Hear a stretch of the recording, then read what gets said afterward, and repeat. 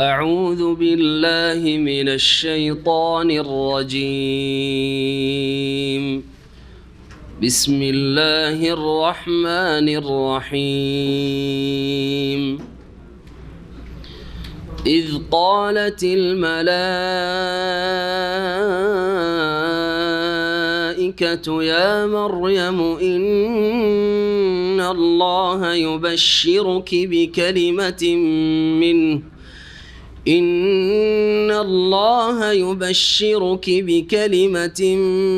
منه اسمه المسيح عيسى بن مريم وجيها في الدنيا والآخرة ومن المقربين ويكلم الناس في المهد وكهلا ومن الصالحين. قالت رب أنى يكون لي ولد ولم يمسسني بشر قال كذلك الله يخلق ما يشاء إذا قضى أمرا فإنما يقول له كن فيكون. ويعلمه الكتاب والحكمة والتوراة والإنجيل ورسولا إلى بني إسرائيل أني قد جئتكم بآية من ربكم أني أخلق لكم من الطين كهيئة الطير ورسولا إلى بني إسرائيل أني قد جئتكم بآية من ربكم أني أخلق لكم من الطين كهيئة الطير فأنفخ فيه فيكون طيرا بإذن الله وأبرئ الأكمه والأبرص وأحيي الموتى بإذن الله وأنبئكم بما تأكلون وما تدخرون في بيوتكم إن في ذلك لآية لكم إن كنتم مؤمنين. ومصدقا لما بين يدي من التوراة ولأحل لكم بعض الذي حرم عليكم وجئتكم بآية من ربكم فاتقوا الله وأطيعون إن الله ربي وربكم فاعبدوه هذا صراط مستقيم. فلما أحس عيسى منهم الكفر قال من أنصاري إلى الله قال الحواريون نحن أنصار الله آمنا بالله واشهد بأننا مسلمون. ربنا آمنا بما أنزلت واتبعنا الرسول فاكتبنا مع الشاهدين. وما لنا لا نؤمن بالله وما جاءنا من الحق ونطمع أن يدخلنا ربنا مع القوم الصالحين ربنا آمنا بما أنزلت واتبعنا الرسول فاكتبنا مع الشاهدين ومكروا ومكر الله والله خير الماكرين إذ قال الله يا عيسى إني متوفيك ورافعك إلي ومطهرك من الذين كفروا وجاعل الذين اتبعوك فوق الذين كفروا إلى يوم القيامة ثم إلي مرجعكم فأحكم بينكم فيما كنتم فيه تختلفون فأما الذين كفروا فأعذبهم عذابا شديدا في الدنيا والآخرة وما لهم من ناصرين وأما الذين آمنوا وعملوا الصالحات فيوفيهم أجورهم والله لا يحب الظالمين ذلك نتلوه عليك من الآيات والذكر الحكيم إن مثل عيسى عند الله كمثل آدم خلقه من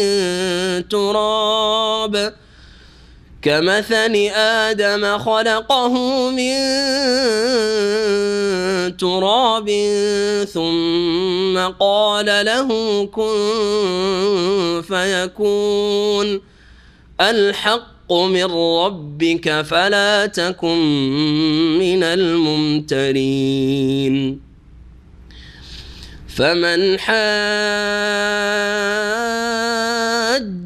فيه من بعد ما جاءك من العلم فقل تعالوا ندع أبناءنا وأبناءكم ونساءنا ونساءكم وأنفسنا وأنفسكم ثم نبتهل فنجعل لعنة الله على الكاذبين إن هذا لهو القصص الحق وما من إله إلا الله وإن الله لهو العزيز الحكيم فإن تولوا فإن الله عليم بالمفسدين. السلام عليكم ورحمة الله وبركاته. بسم الله الرحمن الرحيم الحمد لله رب العالمين والصلاة والسلام على سيد المرسلين نبينا محمد وعلى آله وصحبه أجمعين أما بعد فأعوذ بالله من الشيطان الرجيم إذ قالت الملائكة يا مريم إن الله يبشرك بكلمة منه اسمه المسيح عيسى بن مريم وجيها في الدنيا والآخرة ومن المقربين ويكلم الناس في المهد وكهلا ومن الصالحين. মহান আল্লাহর সমস্ত প্রশংসা যে আল্লাহ পাক রব্বুল আলামিন যাকে ইচ্ছা যেভাবে সৃষ্টি করতে চান সেইভাবেই তিনি সৃষ্টি করতে পারেন। আল্লাহ রাব্বুল আলামিন পৃথিবীতে যদিও সমস্ত কাজের ক্ষেত্রে বিভিন্ন উপায় উপকরণের ব্যবস্থা করেছেন যেগুলির মাধ্যমে সব কিছু ঘটে থাকে, তবে সৃষ্টিকর্তা একমাত্র আল্লাহ রাব্বুল আলামিন, যিনি এগুলির ব্যবস্থা করেছেন। এই ব্যবস্থা ছাড়া, উপায় উপকরণ ছাড়াও তিনি সৃষ্টি করতে পারেন। তার নির্দেশেই সব কিছুই হয়। সালাত এবং সালাম নাজিল হোক নবী মুহাম্মদুর রাসূলুল্লাহ সাল্লাল্লাহু আলাইহি সাল্লামের উপর। আজকে আমাদের তাফসীর হবে আয়াত নম্বর 45 থেকে সূরা আলে ইমরানের। মহান আল্লাহ এই আয়াতগুলিতে যেগুলি সামনে আসছে আর গত সপ্তাহে বেশ কিছু আয়াতের তাফসীর হয়েছে, যেগুলিতে আল্লাহ রাব্বুল আলামিন মারিয়াম আলাইহিস সালাম, ঈসা আলাইহিস সালাম এবং এই বংশের আলে ইমরান বংশের ঘটনাবলী বর্ণনা করেছেন। এই আয়াত থেকে তাফসীর শুরু করার আগে তার আগের আয়াতে মহান আল্লাহ কলমের কথা উল্লেখ করেছেন, যে কলম দিয়ে কোরা করা হয়েছিল, লটারি করা হয়েছিল। এখানে সময়ের স্বল্পতার কারণে শুধু সংক্ষিপ্ত তাফসীর করেছিলাম। এই কলম বা কোরা কীভাবে হয়েছিল তা বলা হয়নি। সুতরাং সেই বিষয়টি আলোচনা করে আর তারপরে ইনশাআল্লাহ তাআলা আমরা তাফসীর শুরু করব আয়াত নম্বর 45 থেকে। একজন তাবেঈ তারা বর্ণনা করছেন এই বিষয়টি, যে তারা জর্ডন নদী, প্রসিদ্ধ নদী জর্ডনে, এই জর্ডন নদীতে এই কোরা করা হয়েছিল নদীর পানিতে। বলছেন ইমাম ইবনে কাসির রাহমাতুল্লাহ আলাইহি, ওয়াক্তারাউ হুনালিকা আলা আইয়ুলকু আকলামাহুম, তারা সেখানে লটারি করেছিল, কোরা করেছিল এইরকমভাবে যে তারা প্রত্যেকে যারা মারিয়াম আলাইহিস সালামের প্রতিপালন করতে চায়, দেখাশোনা করতে চায়, তারা নিজ নিজ কলম নিক্ষেপ করবে নদীতে।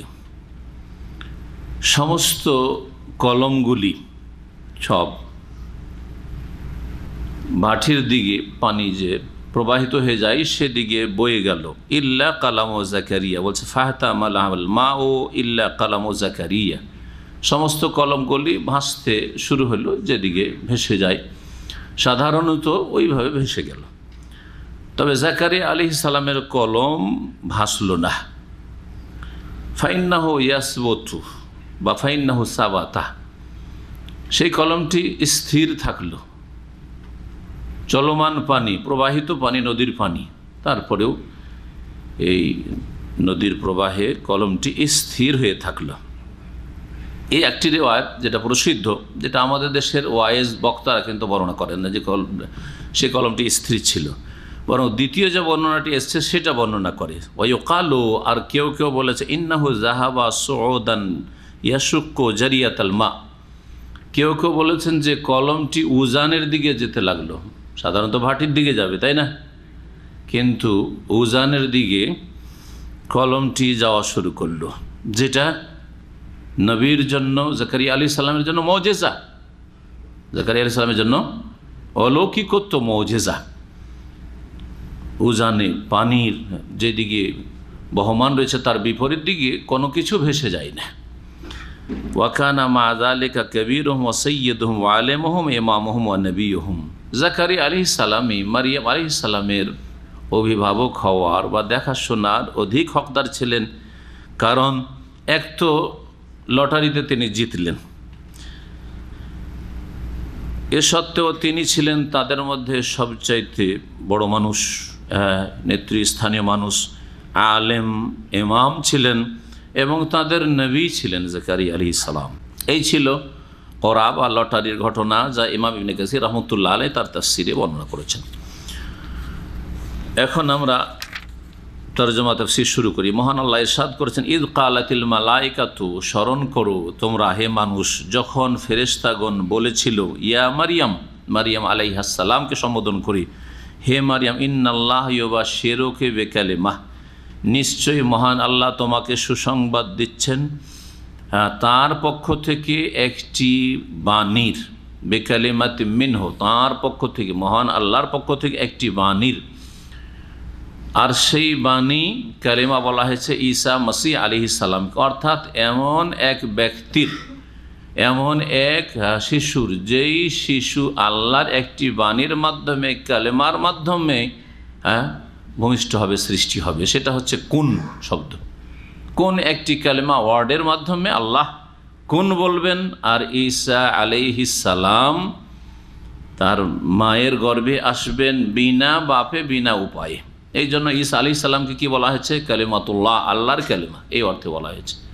রুহুল্লাহ, আল্লাহর পক্ষ থেকে স্পেশাল রুহ, যা বিনা উপায় আল্লাহ রাব্বুল আলামিন দান করেছেন। ইসমহুল মাসিহু ঈসা ইবনে মারইয়াম, যার নাম হচ্ছে আল মাসিহ, যার উপাধি নাম লাকাব হচ্ছে আল মাসিহ। মাসিহ মাসায়ামসহ গত সপ্তাহে বলেছিলাম। মাসায়ামসহ মানে হচ্ছে হাত ফেরানো বা হাত বোলানো, এই যে মাথার মাসাই করা, মোজার মাসাই করা বলি, হাত ফেরানো। তিনি কোনো জন্মান্ধের চোখের ওপর হাত বুলালে সাথে সাথেই দৃষ্টিশক্তি ফিরে আসতো। কুষ্ঠরোগী ভালো হতে পারে না সাধারণত কোনো ডাক্তারের মাধ্যমে, কুষ্ঠরোগীর গায়ে হাত বুলালে সাথে সাথেই নিরাময় হয়ে যেত। যিনি মারিয়াম পুত্র ঈসা আলাইহিস সালাম, ওয়াজিহান ফিদ দুনিয়া ওয়াল আখিরা, যিনি সম্মানিত ছিলেন মহান আল্লাহর কাছে ইহজগতেও দুনিয়াতেও, ওয়াল আখিরা, আর পরকালেও তিনি সম্মানিত হবেন। দুনিয়ায় সম্মানিত সবচেয়ে বড় সম্মান মর্যাদা হচ্ছে নবুয়ত এবং রিসালাতের সম্মান। তাকে আল্লাহ রাব্বুল আলামিন নবী এবং রসুল করেছেন। নবুয়ত এবং রিসালাত এমন একটি মর্যাদা, যেই মর্যাদা পৃথিবীর কোনো শক্তি এবং কোনো জনবল দিয়ে বা ধনবল দিয়ে কোনোটা দিয়ে হাসিল করা যায় না, বরং ইবাদত বন্দেগী দিয়ে হাসিল করে। সারা জীবন যদি সেজদায় পড়ে থাকে, কেউ কি নবী হতে পারবে? তো নবুয়ত এবং রিসালাতের যে মর্যাদা, এটি হচ্ছে আল্লাহ রাব্বুল আলামিনের বিশেষ অনুগ্রহ। এই জন্য মহান আল্লাহ নবী মুহাম্মদ রাসূলুল্লাহ সাল্লাল্লাহু আলাইহি ওয়াসাল্লাম, কানা ফাদলুল্লাহি আলাইকা আযীমা, হে নবী মুহাম্মদ সাল্লাল্লাহু আলাইহি ওয়াসাল্লাম, তোমার ওপর মহান আল্লাহর বড় অনুগ্রহ হয়েছে। ফজলে আজিম, বড় অনুগ্রহ হয়েছে। ওয়া আল্লামাকা মা লাম তাকুন তা'লাম ওয়া কানা ফাদলুল্লাহি আলাইকা আযীম, হে নবী তোমাকে এমন কিছু আল্লাহ শিখিয়েছেন যেটা তুমি মোটেই জানতে না, কিছুই জানতে না তুমি। অক্ষরের জ্ঞান ছিল না, আলিফ বা তা সা কিছুই জানতে না তুমি।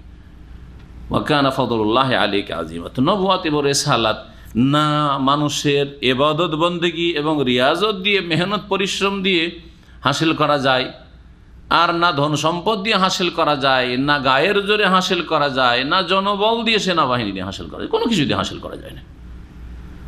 এই নবুয়ত রিসালাত দিয়ে আল্লাহ সম্মানিত করেছেন ঈসা আলাইহিস সালামকে। কোথায়? ফিদ দুনিয়া, দুনিয়াতে। এছাড়াও তার যে বৈশিষ্ট্যগুলি রয়েছে, মুজিজাত, সেগুলি সম্মান। ওয়াল আখিরা, পরকালে সম্মানিত। দুনিয়াতে আরেকটি সম্মান ঈসা আলাইহিস সালাম, যে দুনিয়াতে আল্লাহ তাকে আকাশে উঠিয়ে নিয়েছেন, এটা সম্মান। আবার আকাশ থেকে নামাবেন, এটা সম্মান। তাকে আল্লাহ রাব্বুল জীবন্ত উঠিয়েছেন ঘুমের অবস্থায়, আবার তাকে নামাবেন, তার এখনো মৃত্যু হয়নি, এটা সম্মান। যেই ক্ষেত্রে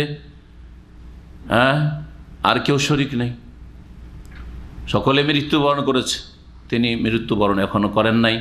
কিয়ামতের কাছাকাছি সময় পূর্বকালে আসবেন, মৃত্যু হবে, প্রত্যেকে মরতে হবে, আল্লাহ রাব্বুল আলামিন ছাড়া সকলকে মৃত্যুবরণ করতে হবে। আবার নেমে আসবেন, তার মাধ্যমে পৃথিবীতে আল্লাহ রাব্বুল আলামিন সংস্কার সংশোধন করবেন এবং ন্যায়কে প্রতিষ্ঠা করবেন। কোরআন সুন্নাহর বিচার কায়েম হবে, জীবনের প্রতিটি ক্ষেত্রে, প্রতিটি ঘরে ইসলাম প্রতিষ্ঠিত হবে, জীবনের প্রতিটি ক্ষেত্রে। এই সমস্ত বিষয়গুলি, এইরকম বহু দিক রয়েছে, যেটা সময়ের স্বল্পতার জন্য শুধু ইঙ্গিত করে ছেড়ে দিচ্ছি। এগুলি হচ্ছে কার মর্যাদা? ঈসা মাসিহ আলাইহিস সালামের। ওয়াজিহান ফিদ দুনিয়া, সত্যি দুনিয়ায় বড়ই সম্মানিত। ওয়াল আখিরা, পরকালে, পরকালে আল্লাহ রাব্বুল আলামিন তাকে জান্নাত তো দেবেন। আম্বিয়া রসুলগণ প্রথম, প্রত্যেক উম্মতের নবী রসুল প্রথম জান্নাত প্রবেশ করবে। শেষ নবী মুহাম্মদ সাল্লাল্লাহু আলাইহি ওয়াসাল্লাম প্রথম প্রবেশ করবেন, আর তারপরে তার উম্মত। তারপরে শুরু হবে অন্যান্য নবীদের পালা। নবী প্রথম প্রবেশ করবেন, তারপরে তার উম্মতের শত লোকেরা, সাথী সঙ্গীগণ, এগুলো সৎকর্মশীল, সিদ্দিকিন, শুহাদা, সালেহিন, প্রত্যেক উম্মতের। এছাড়াও আখিরাতের সম্মান হচ্ছে আম্বিয়া রসুলগণকে আল্লাহ প্রত্যেককে শাফাতের অধিকার দিয়েছেন। তারা শাফাত করবে আল্লাহ পাকের অনুমতিক্রমে।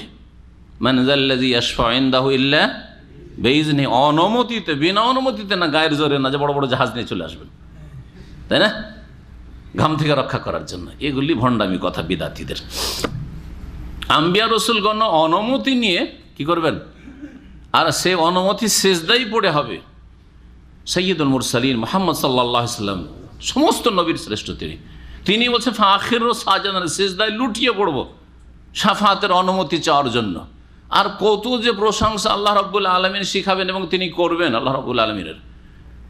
তারপরে আল্লাহ অনুমতি দেবেন যে ইয়া মোহাম্মদ, হে মোহাম্মদ সাল্লাল্লাহু আলাইহি ওয়াসাল্লাম, ইরফা রাসাক, সিজদা থেকে মাথা উঠাও, ওয়াকুল ইউসমা, বলো কি বলছো শোনা হবে, ওয়াসফা তুশাফা, সুপারিশ করো সুপারিশ শোনা হবে, ওয়াসাল তুতা, চাও তুমি কি চাইছো তোমাকে দেওয়া হবে। তখন নবী করিম সাল্লাল্লাহু আলাইহি ওয়াসাল্লাম শাফাত করবেন, উম্মতি উম্মতি, আমার উম্মতের জন্য সুপারিশ করছি। তো উম্মত হইতে হবে, ইসলাম থেকে বহিষ্কৃত হইতে হবে না। নামাজ ছেড়ে দিলে ইসলাম থেকে বহিষ্কৃত হয়ে যেত, উম্মত তো থাকে না। কারণ অনেকে বেনামাজি উম্মতের দাবিদার হয়ে বসে আছেন, তাদের সংশয় নিরসনের জন্য বলছি যে 5 ওয়াক্ত নামাজ ছাড়া নবী মুহাম্মদ রাসূলুল্লাহ সাল্লাল্লাহু আলাইহি ওয়াসাল্লামের উম্মত হওয়া যায় না। কবর মাজারে সেজদা করে নবীর উম্মত হওয়া যায় না, শিরক করে। তাওহীদের দিন নিয়েছেন রাসূলুল্লাহ সাল্লাল্লাহু আলাইহি ওয়াসাল্লাম। নবী করিম সাল্লাল্লাহু আলাইহি ওয়াসাল্লামের আদর্শ বাদ দিয়ে নবীর মর্যাদা অন্য কাউকে, ইমামকে, বুজুর্গকে, পীরকে দিয়ে দেবেন, এইভাবে নবীর উম্মত হওয়া যায় না। অন্যের উম্মত হয়ে পড়েছেন আপনি, অন্যের উম্মত হয়ে পড়েছেন আপনি। আকীদাই, ইবাদতে, আখলাকে, হালাল হারামে, মামলাতে, আচার আচরণে, সব কিছুতে নবী করিম সাল্লাল্লাহু আলাইহি ওয়াসাল্লাম আপনার জন্য উসওয়াতে হাসানা হইতে হবে। উত্তম আদর্শ আপনার জন্য জীবনের প্রতিটি ক্ষেত্রে মুহাম্মদুর রাসূলুল্লাহ সাল্লাল্লাহু আলাইহি ওয়াসাল্লাম। তারপর এই পথে চলতে গিয়ে বিলম্ব হয়ে গেছে, পিছিয়ে গেছি, কিছু পাপে জড়িয়ে গেছে, সেই ক্ষেত্রে শাফাত আছে। আর নবীর উম্মত থেকে বাইরে চলে গিয়ে দাবি করবে যে নবীর উম্মত, এইভাবে তো শাফাত নেই। শাফাত সম্পর্কে বড়ই ভুল ধারণা আমাদের ভারত, বাংলাদেশ, পাকিস্তানের মানুষের রয়েছে যে শাফাত মানে শুধু দাবিদার মুসলিম হলেই শাফাত রয়েছে। কখনো না। সত্যিকার মুসলিম ইসলামকে রক্ষা করতে হবে, সেটা তাওহীদের মাধ্যমে আর সুন্নতের মাধ্যমে, শিরক মুক্ত এবং বিদআত মুক্ত হওয়ার মাধ্যমে। আর তারপর এই পথে চলতে গিয়ে কেউ একটু ভালো গতিতে চলেছে, কেউ একেবারে মন্থর গতিতে, কচ্ছপের গতিতে। এই কচ্ছপের গতিওয়ালা, পিপিলিকার গতিওয়ালা যেসব মুসলিম, কিন্তু গতি, উদ্দেশ্য, টার্গেট ঠিক আছে, দিক ওই নবীর দিকেই চলেছে, জান্নাতের দিকে চলেছে, ওদের জন্য শাফাত রয়েছে। যা পিছিয়ে যাচ্ছে 500 বছর জাহান্নামে থাকতে হচ্ছে, 1000 বছর পিছিয়ে গেছে, 1000 বছর জাহান্নামে থাকতে হচ্ছে, 50 বছর জাহান্নামে থাকতে হচ্ছে, কারণ অনেক পিছিয়ে গেছে জান্নাতে যেতে, ওদের জন্য শাফাত রয়েছে। তো এইসব মর্যাদা সবচেয়ে বড় দেওয়া হয়েছে নবী মুহাম্মদুর রাসূলুল্লাহ সাল্লাল্লাহু আলাইহি ওয়াসাল্লামকে, আর তারপরে সমস্ত রসুলগণকে দেওয়া হয়েছে, আম্বিয়াগণকে দেওয়া হয়েছে। আর ঈসা আলাইহিস সালাম আল্লাহর শ্রেষ্ঠ রসুল, তাকে শাফাতের মর্যাদা দেওয়া হয়েছে। ওয়ামিনাল মুকাররাবিন, যদি মনে করেন যে আমরা দাবিদার মুসলিম হলেই আমাদের জন্য শাফাত রয়েছে, তো বর্তমান খ্রিস্টান জগৎ যারা তৃত্ববাদে, 3 খোদায় বিশ্বাসী, তাদের জন্য কি ঈসা আলাইহিস সালাম সুপারিশ করবেন নাকি? তারা তো জান্নাতে নিয়ে যাবেন না? তারা মুশরিক, তারা কুফার। ঠিক ওই রকমই মনে রাখবেন যে আপনি মুহাম্মদ সাল্লাল্লাহু আলাইহি ওয়াসাল্লামের উম্মত হওয়ার দাবিদার, কিন্তু শিরক করে আপনি ইসলাম থেকে বেরিয়ে গেছেন। আপনাদের ওই শ্রেণীর মুসলিম যারা শিরকি, বড় বড় আকিদার ক্ষেত্রে বড় শিরক যাদের রয়েছে, তাদের অবস্থা ওই রকমই যেমন বর্তমান খ্রিস্টান জগৎ, ইহুদি জগতের অবস্থা, কোনো ভিন্নতা নেই। এটাই বিশ্বাস রাখতে হবে। তাওহীদের দিন যদি কায়েম থাকে, সুন্নতের পথে চলছেন কিন্তু চলতে গিয়ে ঢিলা, সেসব ক্ষেত্রে কিছু ফাসিকি আছে, কিছু হারাম খাওয়া আছে, কিছু হারাম জীবনযাপন আছে, সেই ক্ষেত্রে শাফাত হইতে পারে। তারপরেও যাকে ইচ্ছা অনুমতি দিবেন, যার জন্য ইচ্ছা অনুমতি। আপনি মনে করেন না যে আমি সুদ খেয়েছি আমার জন্য নবীর শাফাত হয়ে যাবে, আমি ঘুষ খেয়েছি আমার জন্য নবীর শাফাত হয়ে যাবে, আমি কিছু জীবনে হারাম দেখেছি, হারাম শুনেছি, সেজন্য আমার জন্য শাফাত হইতে পারে, আপনার জন্য অনুমতি না হইতে পারে। ওয়ালা ইয়াশফাউনা ইল্লা লিমান ইরতাদা, নবী রাসূলগণ বারা সুপারিশকারীরা সুপারিশ করতে পারবে না, তবে যার জন্য আল্লাহ সন্তুষ্টি প্রকাশ করবেন যে আমি রাজি আছি, এর জন্য সুপারিশ করো। সুপারিশের বিষয়ে, শাফাতের বিষয়ে বড়ই বিভ্রান্তি রয়েছে। এই ধোকায় থাকলে ক্ষতিগ্রস্ত হবেন। ওয়ামিনাল মুকাররাবিন, এবং ঈসা আলাইহিস সালাম আল্লাহ রাব্বুল আলামিনের নৈকট্যপ্রাপ্তদের দলভুক্ত ছিলেন। ওয়ায়ুকাল্লিমুন নাসা ফিল মাহদি ওয়া কাহলা, এবং তিনি মানুষের সাথে কথা বলবেন ফিল মাহদি, আল্লাহ রাব্বুল আলামিন সুসংবাদ দেওয়ার সময়। এখন ঈসা আলাইহিস সালাম জন্মেনি, তখনকার কথা, তখন আর সুসংবাদ দিচ্ছেন আল্লাহ রাব্বুল আলামিন। বলছেন যে ঈসা আলাইহিস সালাম মানুষের সাথে কথা বলবেন ফিল মাহাদে, দোলনাই, মাহাদ দোলনা, মায়ের কোলে মাহাদ, ওয়া কাহলান, এবং পরিণত বয়সী, বয়সপ্রাপ্ত হয়ে, বড় হয়ে কথা বলবেন। এই কাহলান, কাহলান যৌবন থেকে শুরু করে বার্ধক্য পর্যন্ত মাঝামাঝি যে সময়টা রয়েছে, এটাকে আরবি ভাষায় কুহুলা বলা হয়। এটা হচ্ছে তফুলা, তার আগে একটা হচ্ছে দুধ পানের অবস্থা, 2 বছর পর্যন্ত স্তন্য দান করছে মা, এটা হচ্ছে দুধপানের অবস্থা। তারপরে তখন তুফুলার অবস্থা আসে, তারপরে শাবাব যৌবনের অবস্থা আসে। যৌবন পার হওয়ার পরে যৌবন পার হওয়ার পরে এখন 25-30 চলছে 40, 50 পর্যন্ত, এটা হচ্ছে কহুলা। 50-এর পরে গেলে তখন দাড়ি সাদা হইতে লাগে, চুল সাদা হইতে লাগে সাধারণত, তখন তাকে বলা হয় শৈখা বা শৈখুখা, বার্ধক্য। তো যৌবনকাল আর বার্ধক্যের মাঝামাঝি সময়েও তিনি কথা বলবেন। আর অধিকাংশ আম্বিয়া রসুলগণ 40 বছর বয়সেই নবুয়ত রিসালাত প্রাপ্ত হয়েছেন। তো ঈসা আলাইহিস সালাম বড় হয়ে নবী রসুল যখন হবেন তখনও মানুষের সাথে কথা বলবেন, আল্লাহর পক্ষ থেকে ওহী মারফত কথা বলবেন। আর মায়ের কোলে ভূমিষ্ঠ হওয়ার পরেই যখন ইহুদিরা, সেখানকার সমাজ সন্দেহ করছিল তার মা সম্পর্কে, অসতী, এ হচ্ছে যারুর সন্তান, কার যে জন্ম, কোত্থেকে যে নিয়ে এসছে, মুখ খুলে গেল। যেই কথাগুলি বিস্তারিত সূরা মারইয়ামে মহান আল্লাহ বর্ণনা করেছেন। সূরা মারইয়ামের তাফসীর আমাদের অলরেডি হয়েছে।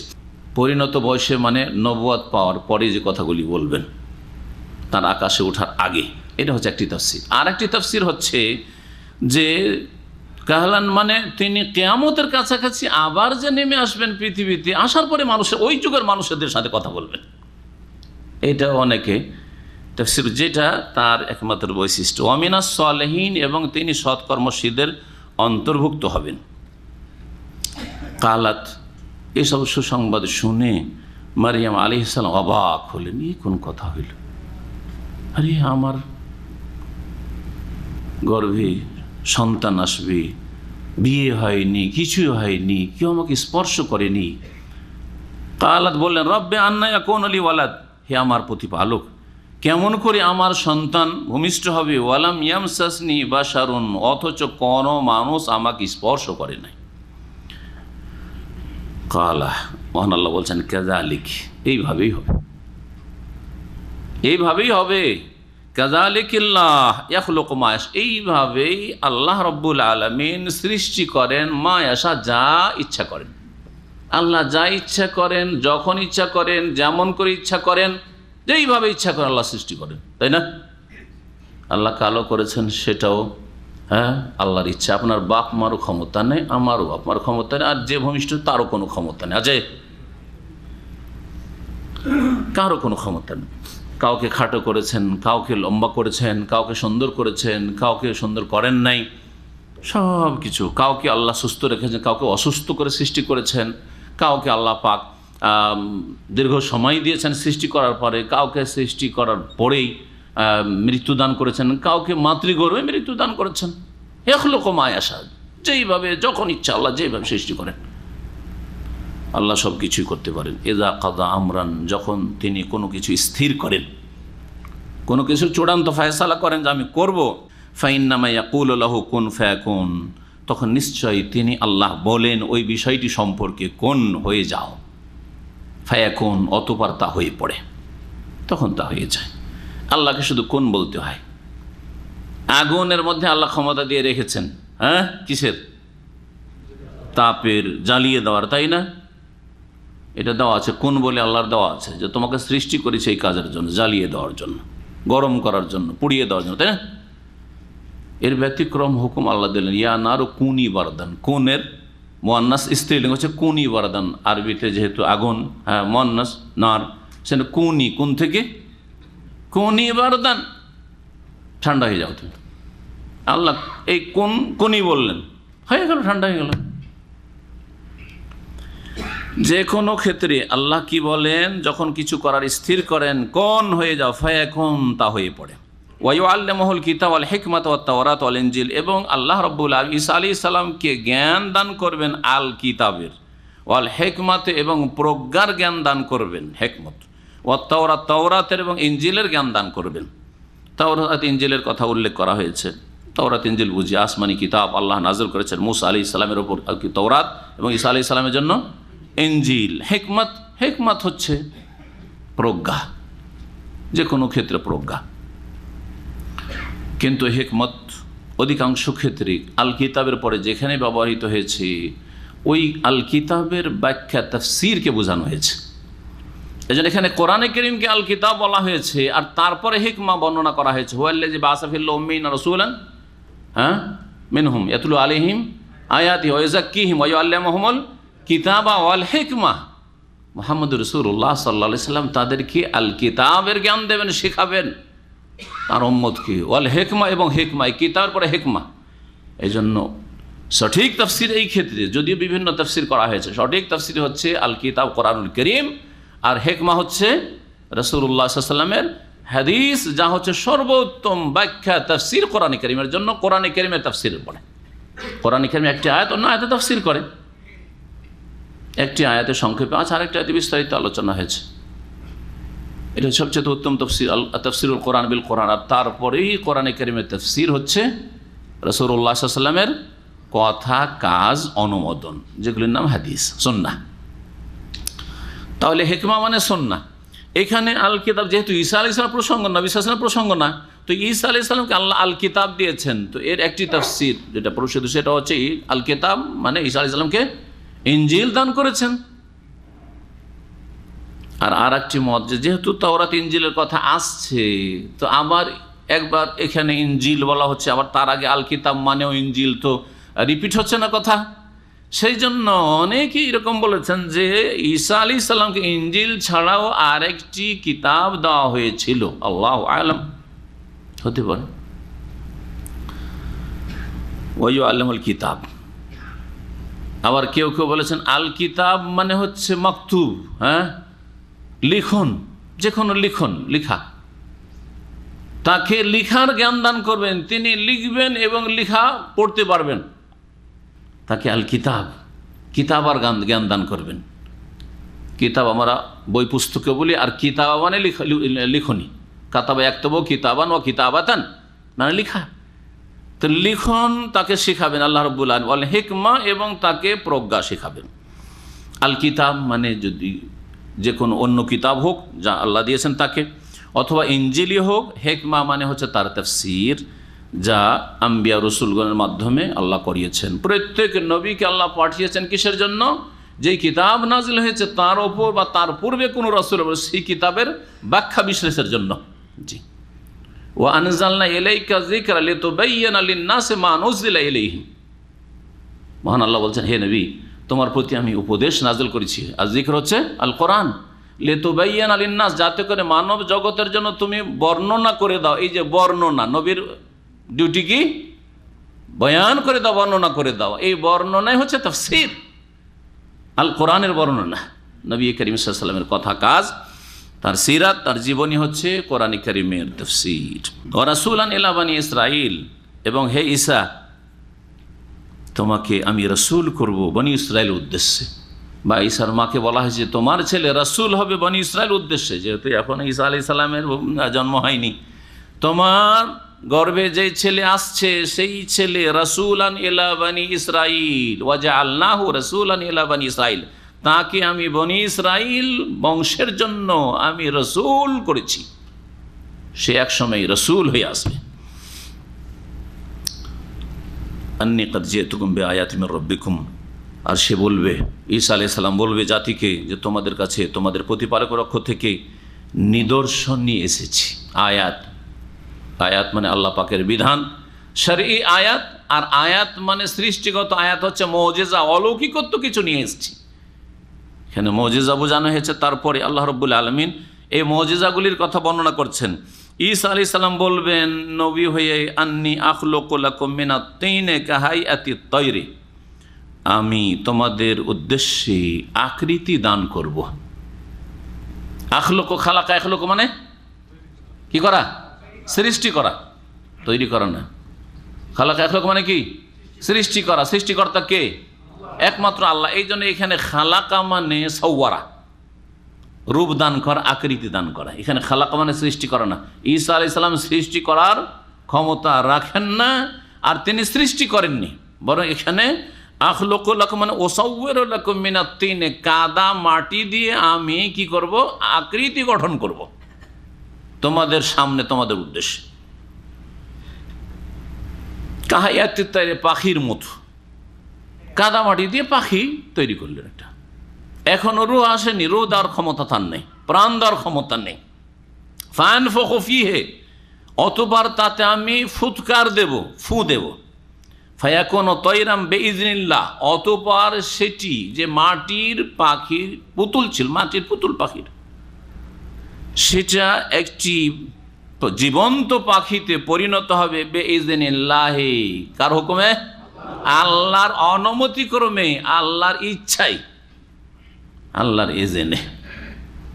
একবার করে বলছেন না, তারপরেও দেখেন ও উবরিউল আকমাহা, আর জন্মান্ধ, আকমাহ বলা হয় জন্মান্ধকে, আমা অন্ধ, আর আকমাহ হচ্ছে জন্মান্ধ, জন্মান্ধকে আমি নিরাময় দান করব।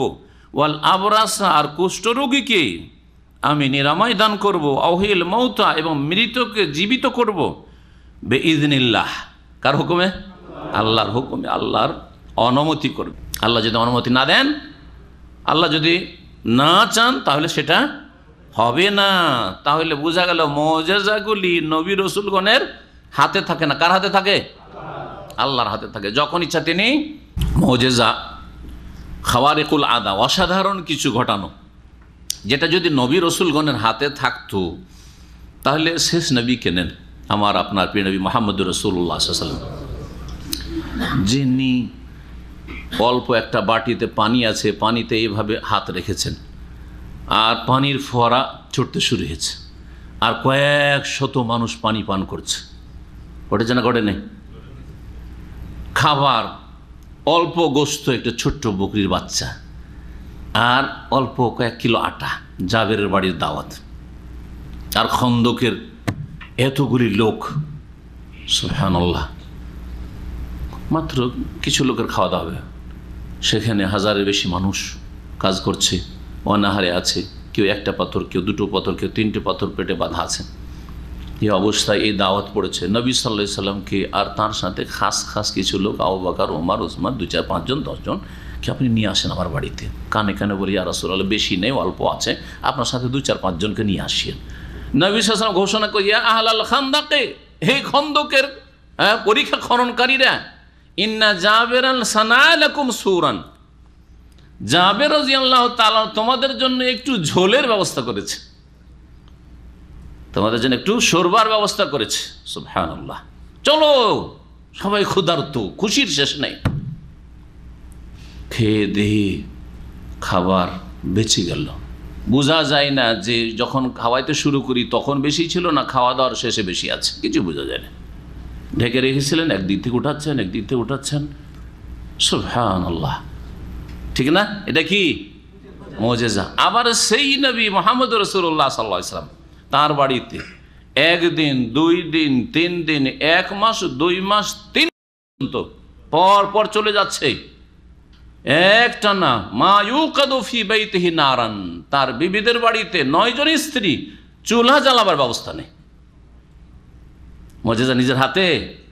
নিজের হাতে থাকলে শখ করে স্ত্রীদেরকে এরকম অনাহারে রাখবেন, 3 মাস ধরে খাবার নেই বাড়িতে, চুলা জ্বালাবার ব্যবস্থা নেই। কি খেয়ে বাঁচছেন? কয়েকটা করে দিনে খেজুর, একটু করে পানি খেয়ে নবীর বিবিগণ বেঁচেছেন। যদি এই মুজিজা পয়দা করার ক্ষমতা, মুজিজা নিয়ে আসার ক্ষমতা নবী রাসূলগণের হাতে থাকতো, সবচেয়ে শ্রেষ্ঠ নবীর হাতে থাকতো, ঠিক কিনা? আর যদি তার হাতে থেকে থাকে, তো সব করে এরকম কষ্ট দেবেন নিজেকে এবং নিজের পরিবারকে, ছেলে মেয়েদেরকে, এটা কখনো হইতে পারে? জুলুম হবে। তাহলে যারা নবী সাল্লাল্লাহু আলাইহি সাল্লামের মুজিজাকে বুঝেনি, জাহেল, কারামতকে বুঝেনি, যেগুলি তাদের হাতে থাকে না, এবং যারা নবী করিম সাল্লাল্লাহু আলাইহি সাল্লামকে বলেছেন যে মুখতারিকুল, সব কিছুর ক্ষমতা তিনি রাখতেন, তারা নবীকে জালেম সাব্যস্ত করেছে। হ্যাঁ, যে কেমন জালেমের জালেম, সব কিছু দিতে পারবেন, তারপর নবী তার বিবিদেরকে 3 মাস ধরে খাবার দেন না, চুলা জ্বালাবার ব্যবস্থা দেন না। জালেম সাব্যস্ত হবে না? আপনার টাকা আছে, বেতন পাচ্ছেন মাসের মাস, আর বাড়িতে যদি টাকা না পাঠান, খরচ না পাঠান, চুলা জ্বালাবার ব্যবস্থা আপনার স্ত্রী, জালেম কি না? আপনি জালেম না? বুঝেন না?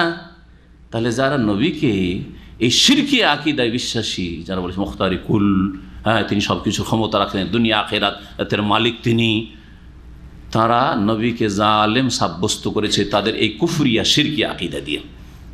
আল্লাহ রাব্বুল আলামিন বলছেন বেইজনিল্লাহ, তাই না? আল্লাহর অনুমতি করবে। আর হক্কানি পীর কি বলছে? নাতি মারা গেছে, আর বুড়াকে খাওয়াবার আর কেউ না, ওই নাতি ছাড়া, ঠিক না? তখন ওই নাতির বা ওর দাদার যে পীর সাহেব, হক্কানি পীর, হ্যাঁ, ও জানতে পেরেছে কী হয়েছে, কান্নাকাটি চলছে বাড়িতে। ঘটনা জানেন না? জানেন না? কোন কিতাব আছে?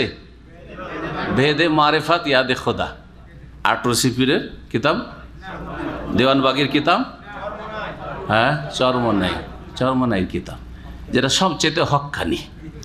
হক্কানির যদি এই শিরকি অবস্থা হয়, তো বাকি যেগুলিকে ভণ্ড বলছেন সেগুলি শিরকের কোন যে নিম্ন স্তরে পৌঁছা আছে আল্লাহ পাক ভালো জানেন। হক্কানিদের যদি ঈমান এরকম ভঙ্গ হয়ে থাকে, কিতাবে বলছে এই ভেদে মারিফত, জি আমার ওই 6টি আলোচনাতে পাতা নম্বর সহ আছে, পড়ে নেবেন। হ্যাঁ, এবং তারা আমার বিরুদ্ধে একটা কিতাব লিখেছে, তাতে স্বীকার করেছে যে হ্যাঁ, ওলিদের এই ক্ষমতা হইতে পারে, হ্যাঁ, আল্লাহর অনুমতি ছাড়া। বরং আরও ক্লিয়ার করে দিয়েছে যে আল্লাহর অনুমতি ছাড়াও তারা এইরকম করতে পারে, মৃতকে জীবিত করতে পারে। রূহ কবজ করে নিয়ে চলে গেছে, তারপরে হঠাৎ করে সেই দাদা উঠে বসে গেছে, জিন্দা হয়ে গেছে। কে জিন্দা করলো? ওই যে পীরে কামেল জিন্দা করলো। কিভাবে জিন্দা করলো? মরে পড়ে আছে, বলছে কম বেইজনি, এই শব্দটি আছে ওই কিতাবে। কি আছে? কম বেইজনি, আমার এজেনে, আমার অনুমতিতে উঠো। কত বড় কুফরি কথা! একজন শ্রেষ্ঠ রসুল ঈসা আলাইহিস সালাম, যিনি আসমানে উঠেছেন, এত বড় মর্যাদা পেয়েছেন, হ্যাঁ, যিনি বিনা বাপে পয়দা হয়েছেন, তিনিও বলছেন যে বেইজনিল্লাহ, আল্লাহর অনুমতি ছাড়া হইতে পারে না, আল্লাহর অনুমতি ছাড়া হইতে পারে না। আর এদের ধর্মকর্মে নিজের ক্ষমতায় এরা মৃতকে জীবিত করতে পারে, প্রাণ দিতে পারে। হায়াতের মালিক, মৌতের মালিক এরা। আউযু বিল্লাহি মিনাশ শিরকি ওয়াল কুফর, আল্লাহুম্মা ইন্নী আউযু বিকা মিনাশ শিরকি ওয়াল কুফরি ওয়াল ফাকরি। নবী করিম সাল্লাল্লাহু আলাইহি ওয়াসাল্লাম এই দোয়া শিখিয়েছেন। পানা চান এইসব বদ আকীদা থেকে এবং ছেড়ে আসেন এইসব শিরকি কুফরি আকীদা, পরিত্যাগ করেন, তালাক দেন এদের কিতাবকে, এদের ধর্মকর্মকে আর এদের তরিকতকে। আল্লাহ পাক রব্বুল আলামিন আপনাদেরকে কোরআন এবং হাদিসের রাস্তা যেন দেখান। আমাদের রাস্তা বলছি না, কোরআন এবং হাদিসের রাস্তা আল্লাহ যেন আপনাদেরকে দেখার তৌফিক দান করেন। ওয়া উনাব্বিউকুম বিমা তাকুলুনা ওয়া মা তাদাখিরুনা ফি বুয়ুতিকুম, এবং তোমাদেরকে এইটাও মুজিজা ঈসা আলাইহিস সালামের, তোমাদেরকে আমি আগেই বলে দিতে পারবো, জানিয়ে দেব। বিমা তাকুলুন, যে বাড়িতে কি খাচ্ছ, খেয়ে দিয়ে এসছে। ঈসা আলাইহিস সালাম বলেন যে বাড়িতে তুমি খেয়ে এসছো, ভাত খেয়েছো না, রুটি খেয়েছো না, আর কিছু খেয়েছো, হ্যাঁ, কি খেয়েছো বলতে পারবেন তিনি। আল্লাহ রাব্বুল আলামিন এটা কি দিয়েছিলেন? মুজিজা। মুজিজা মানে তার হাতে নাই যে সবসময় বলতে পারবেন, হ্যাঁ, যখন আল্লাহ এইটা দিয়েছেন তখন, তার আগেও না, আর যদি আল্লাহ নিয়ে নেন তখনও না, সব আল্লাহর অনুমতি করবে। ওয়া মা তাদাখিরুনা ফি বুয়ুতিকুম, এবং তোমাদের বাড়িতে কি তোমরা সঞ্চয় করে রাখছো, বাড়িতে আছে। বলতে পারবেন যে বাড়িতে কয় কিলো চাউল আমার বাড়িতে আছে? আপনাদের বাড়িতে কয় কিলো চাউল আছে কেউ বলতে পারবে? হক্কানি পীর পারবে। ও যে মৃতকে চিন্তা করতে পারে, তো কেন বলতে পারবে না? আউযু বিল্লাহ, এটা মুজিজা নবী রাসূলগণের। আর নবী রাসূলের মর্যাদা দিয়ে দিয়েছে এগুলিকে, যাদেরকে ওলি বলছে, যাদেরকে পীর বলছে, যে ওইরাও পারে। আউযু বিল্লাহ, কোথাকার শেখ সাদি আর কোথার বকরির নেদি, কথা বুঝতে পারছেন? শিরকি কুফরি আকীদা রাখে এরা, বকরির নেদি। আর আম্বিয়া রাসূলগণ, হ্যাঁ, বলে যে শেখ সাদি, সারা আর সোরাইয়া, কোথায় ধ্রুব তারা আর কোথায়, হ্যাঁ, পাতালের মাটি। ইন্না ফি যালিকা লাআয়াতাল লাকুম, নিশ্চয় তোমাদের জন্য এতে রয়েছে নিদর্শন। কি নিদর্শন? চেনার উপায় যে ঈসা আলাইহিস সালাম রাসূলুল্লাহ, আল্লাহ হক, হ্যাঁ, আল্লাহ রাব্বুল আলামিন আলা কুল্লি শাইইন কাদির, তিনি বিনা বাপে সৃষ্টি করেছেন ঈসা আলাইহিস সালামকে। এই সমস্ত কিছুর শিক্ষা রয়েছে। ঈসা আলাইহিস সালাম যে দিন নিয়ে এসেছেন সেটা সত্য, সুতরাং ঈসা আলাইহিস সালামের দাওয়াতে সাড়া দাও, তাঁর ডাকে সাড়া দাও। যেমন ইহুদিরা অস্বীকার করেছে, তাদের জন্য শিক্ষার বিষয় তখনকার ছিল। আমাদের জন্য শিক্ষার বিষয় যে আমরা ঈসা আলাইহিস সালামকে আল্লাহর হক রসুল হিসাবে বিশ্বাস করবে, এইসব ঘটনা শুনে এবং জেনে। আমাদের জন্য নিদর্শন রয়েছে, তোমাদের জন্য নিশ্চয়ই এতে রয়েছে নিদর্শন। ইন কুনতুম মুমিনিন, যদি তোমরা সত্যিকার বিশ্বাসী হও।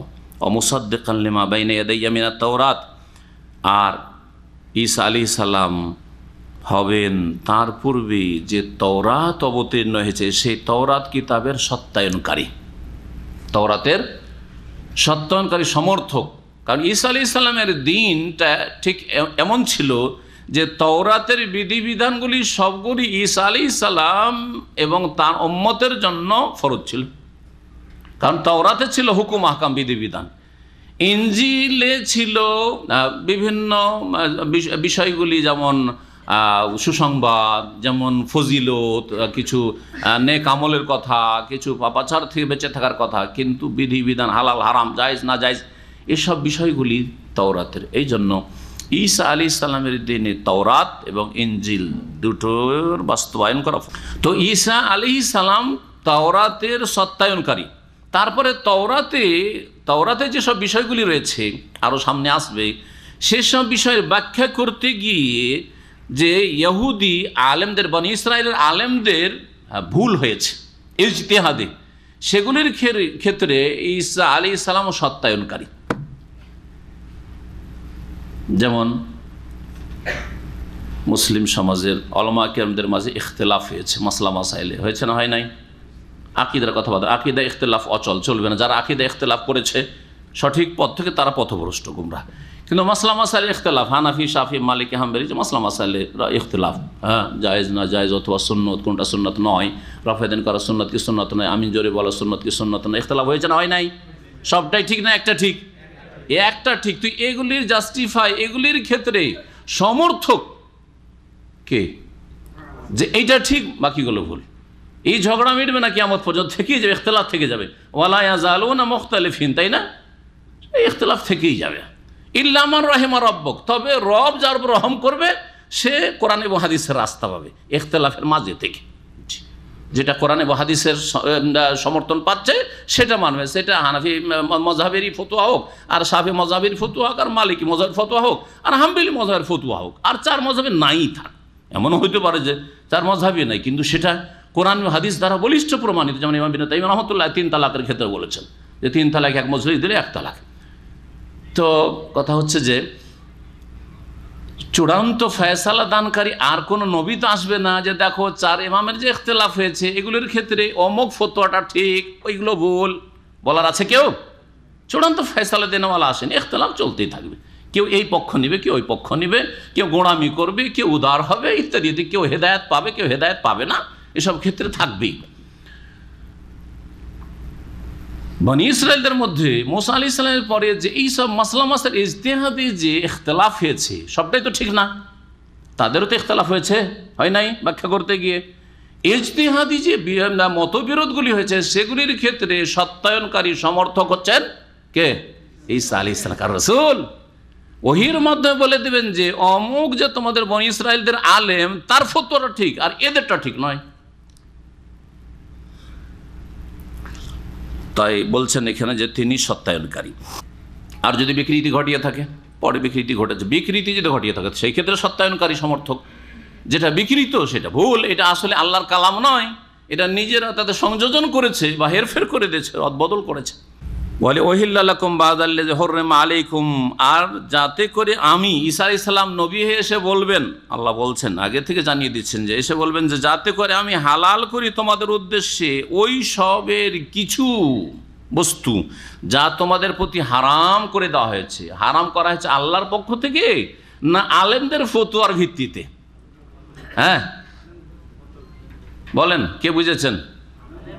আলেমদের ফতোয়ার ভিত্তিতে। একটু আগে ওইরকম ব্যাখ্যা করলাম, সেই জন্য এটার দিকে ঝুঁকলেন। দুটোই তাফসীর করা হয়েছে।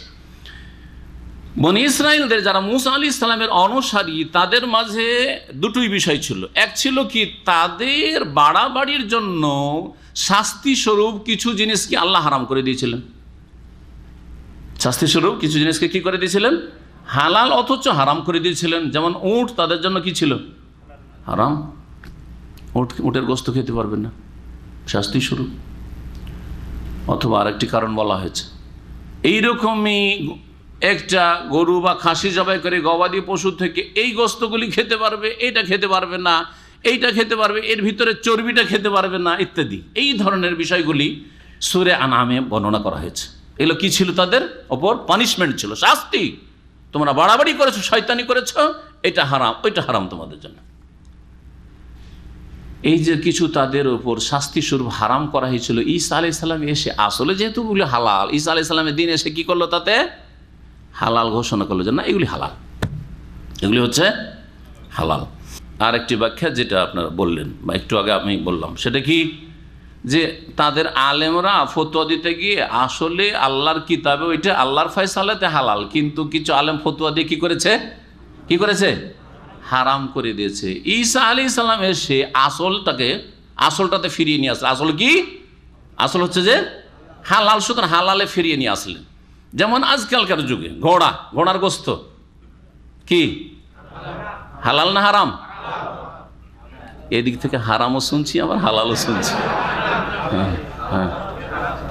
কারা হারাম বলছেন হাত উঠান। ঘোড়ার গোস্ত হারাম, মেলাগুলো হাত উঠেছে মাশাআল্লাহ, দেখছেন না, ঘোড়ার গোস্ত হারাম। আচ্ছা, কারা হালাল বলছেন হাত উঠান। এতগুলি লোক সবাই খেতে চায় ঘোড়া, আর আপনার কয়েকজন খেতে চান। সুবহানাল্লাহ, দেখলেন? হ্যাঁ, মদিনার ছাত্র, ঘোড়ার গোস্ত হালাল না হারাম? হালাল। জি, ইমাম আবু হানিফা রাহিমাহুল্লাহর মাযহাবে ঘোড়ার গোস্ত হারাম। বুঝা গেছে? যারা নিজে হানাফি সাইনবোর্ড রেখেছেন তাদের জন্য হারাম। কথা বুঝতে পারছেন? হানাফি যদি হন তাহলে হারাম, কারণ আপনি পাবন্দি করছেন যে আমি হানফি থাকবো, আমি ওই হাদিসে হালাল থাকলো না, আমার কাছে হালাল না। আমার কাছে হানফিটা 1 নম্বরে, 2 নম্বরে হাদিস। আমাদের মোতাবেক হাদিস পাই যদি মনোপুত, তাহলে নিলাম, না হলে মাস সালামা, ঠিক না? এটাই তো মযহাবের মুশকিলটা। আর যারা বলছেন না, আমাদের আসল হচ্ছে কোরআন এবং হাদিস, কোরআন হাদিসের মুআফিক যদি আবু হানিফার কথা পাই সেটাও নেব, আর কোরআন হাদিসের মুআফিক অনুকূলে যদি শাফিরটা পাই সেটাও নেব, কোরআন হাদিসের মুআফিক যদি মালিকেরটা পাই, আহমদেরটা পাই, আর কারো পাই তাও নেব, আপনার কথাও নেব যদি কোরআন হাদিসের মুআফিক হয়, ঠিক না? কিন্তু কোরআন হাদিসের উল্টা হলে যতই বড় কোনো ব্যক্তিত্ব হোক না, তার কথা নেওয়া যাবে না। এটাই না শিখিয়েছেন 4 ইমাম, সেখানে নেই উতরুকু কওলি লিকাওলি রাসূলিল্লাহ সাল্লাল্লাহু আলাইহি ওয়াসাল্লাম, রাসূলের কথার সামনে আমার কথাকে ছেড়ে দিও। উতরুকু কওলি লিকাওলি সাহাবায়ে কেরামের কথার সামনে আমার কথাকে ছেড়ে ফেলে দিও। আবু হানিফার শিক্ষা এটা রাহিমাহুল্লাহ। কিন্তু আমরা তো আসল হানাফি হইতে পারি না, নকল হানাফি। আসলে কথা বোঝা গেছে? আসল হানাফি আর নকল হানাফিতে পার্থক্য আছে। ইমাম আবু হানিফা রাহমাতুল্লাহ আলাইহির ইজতিহাদে তার কাছে হাদিস পৌঁছেনি। তখনকার যুগে বুখারী মুসলিম হাদিস এইভাবে কিতাবে সংকলন হয়নি, তার যুগটা একটু আগের যুগ ছিল। হাদিসগুলি ছড়িয়ে ছিটছিল বিভিন্ন শহরে, মানুষের মুখে মুখে, স্মৃতিতে, মুখস্থতে, এইভাবে লিপিবদ্ধ হয়নি। হাদিস হয়তো পৌঁছেনি, কয়েকটি হাদিস রয়েছে ঘোড়ার গোস্ত খাওয়া সম্পর্কে। এটা হচ্ছে তার সম্পর্কে সুধারণা যে হাদিস পৌঁছেনি, বেচারা করবেন কি। কিন্তু তিনি সেই যুগের বড় আলেম, সুতরাং তার কাছে লোকেরা কুফায় ফতোয়া নিতে গেছে। তিনি দেখলেন কোরআনে কারিমে আল্লাহ বলছেন ওয়াল খাইলা ওয়াল বিগালা ওয়াল হামিরা লিতারকাবুহা জিনা। ওয়াল খাইল ঘোড়া, ওয়াল বিগাল খচ্চর, ওয়াল হামির আর গর্ধব, লিতারকাবু এগুলি বাহনের জন্য, সওয়ার হওয়ার জন্য, ওয়াজিনা আর সাজের জন্য। বাড়িতে ঘোড়া পুষলে সুন্দর লাগে, এই অমুকের বাড়িতে ঘোড়া আছে। আমাদের এলাকায় একমাত্র মন্ত্রী, গোটা ডিস্ট্রিক্ট ওই মন্ত্রীর বাড়িতে কত লাখ টাকার ঘোড়া একটা কিনা আছে, শুধু দেখার জন্য আসে, আর লোকজন দেখে যায়, কোনো কাজ নেই ওর। কথা বুঝছেন? আরে সালাফে সালেহিনদের যুগে, সাহাবায়ে কেরাম, তাবিন, তাবা তাবিনদের যুগে জিহাদ ফিসাবিল্লাহ ঘোড়া কাজ আসতো। আজকাল তো ঘোড়া ওই কাজেরও না, যে কাজের জন্য আল্লাহ পয়দা করেছেন, তাই না? তো জিনার জন্য থেকে গেছে, সাজ অলঙ্কার। ইমাম আবু হানিফা দেখলেন যে আল্লাহ বলেছেন সওয়ার হওয়া আর জিনা, এই দুটো কাজের জন্য, তাহলে বোঝা গেল যে ঘোড়া খাওয়া যাবে না। আর তিনি যেহেতু হাদিস মাননি, তখন আকলকে, যুক্তিকে প্রাধান্য দিয়েছেন, যুক্তি তখন রায় পেশ করেছেন। তিনি চিন্তা করলেন যে ঘোড়া যদি এভাবে জবাই আর গোস্ত খেতে থাকে, তো ঘোড়া তো দেশ থেকে শেষ হয়ে যাবে, দুনিয়া থেকে শেষ হয়ে গেলে তো জিহাদ ফিসাবিল্লাহ যখন প্রয়োজন হয়, তো ঘোড়া কোথায় পাবে মুসলিমরা? তাই খাওয়া যাবে না। বুঝতে পারলেন? একটি আয়াত থেকে আশ্রয় নেওয়া ইস্তেদলাল, আর একটি হচ্ছে যুক্তি তার।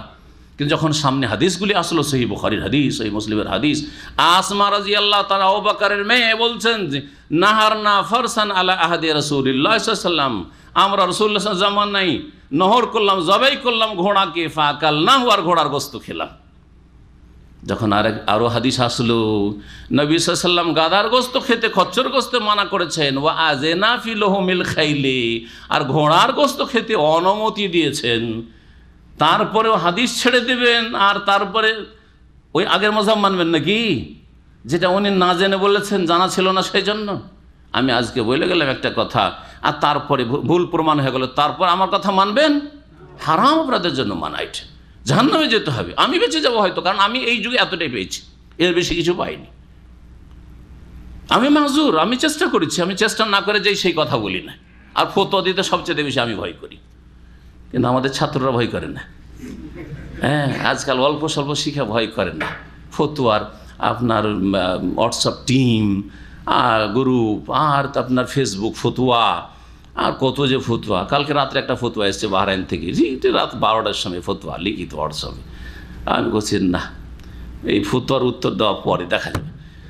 হ্যাঁ, কিন্তু আপনাদের এক শ্রেণীর ছাত্র ভাইয়েরা আছে, যদি এরকম ফতোয়া চলে আসে, কাজ হয়ে গেছে, মুফতি হওয়ার একটা সুযোগ চলে এসছে।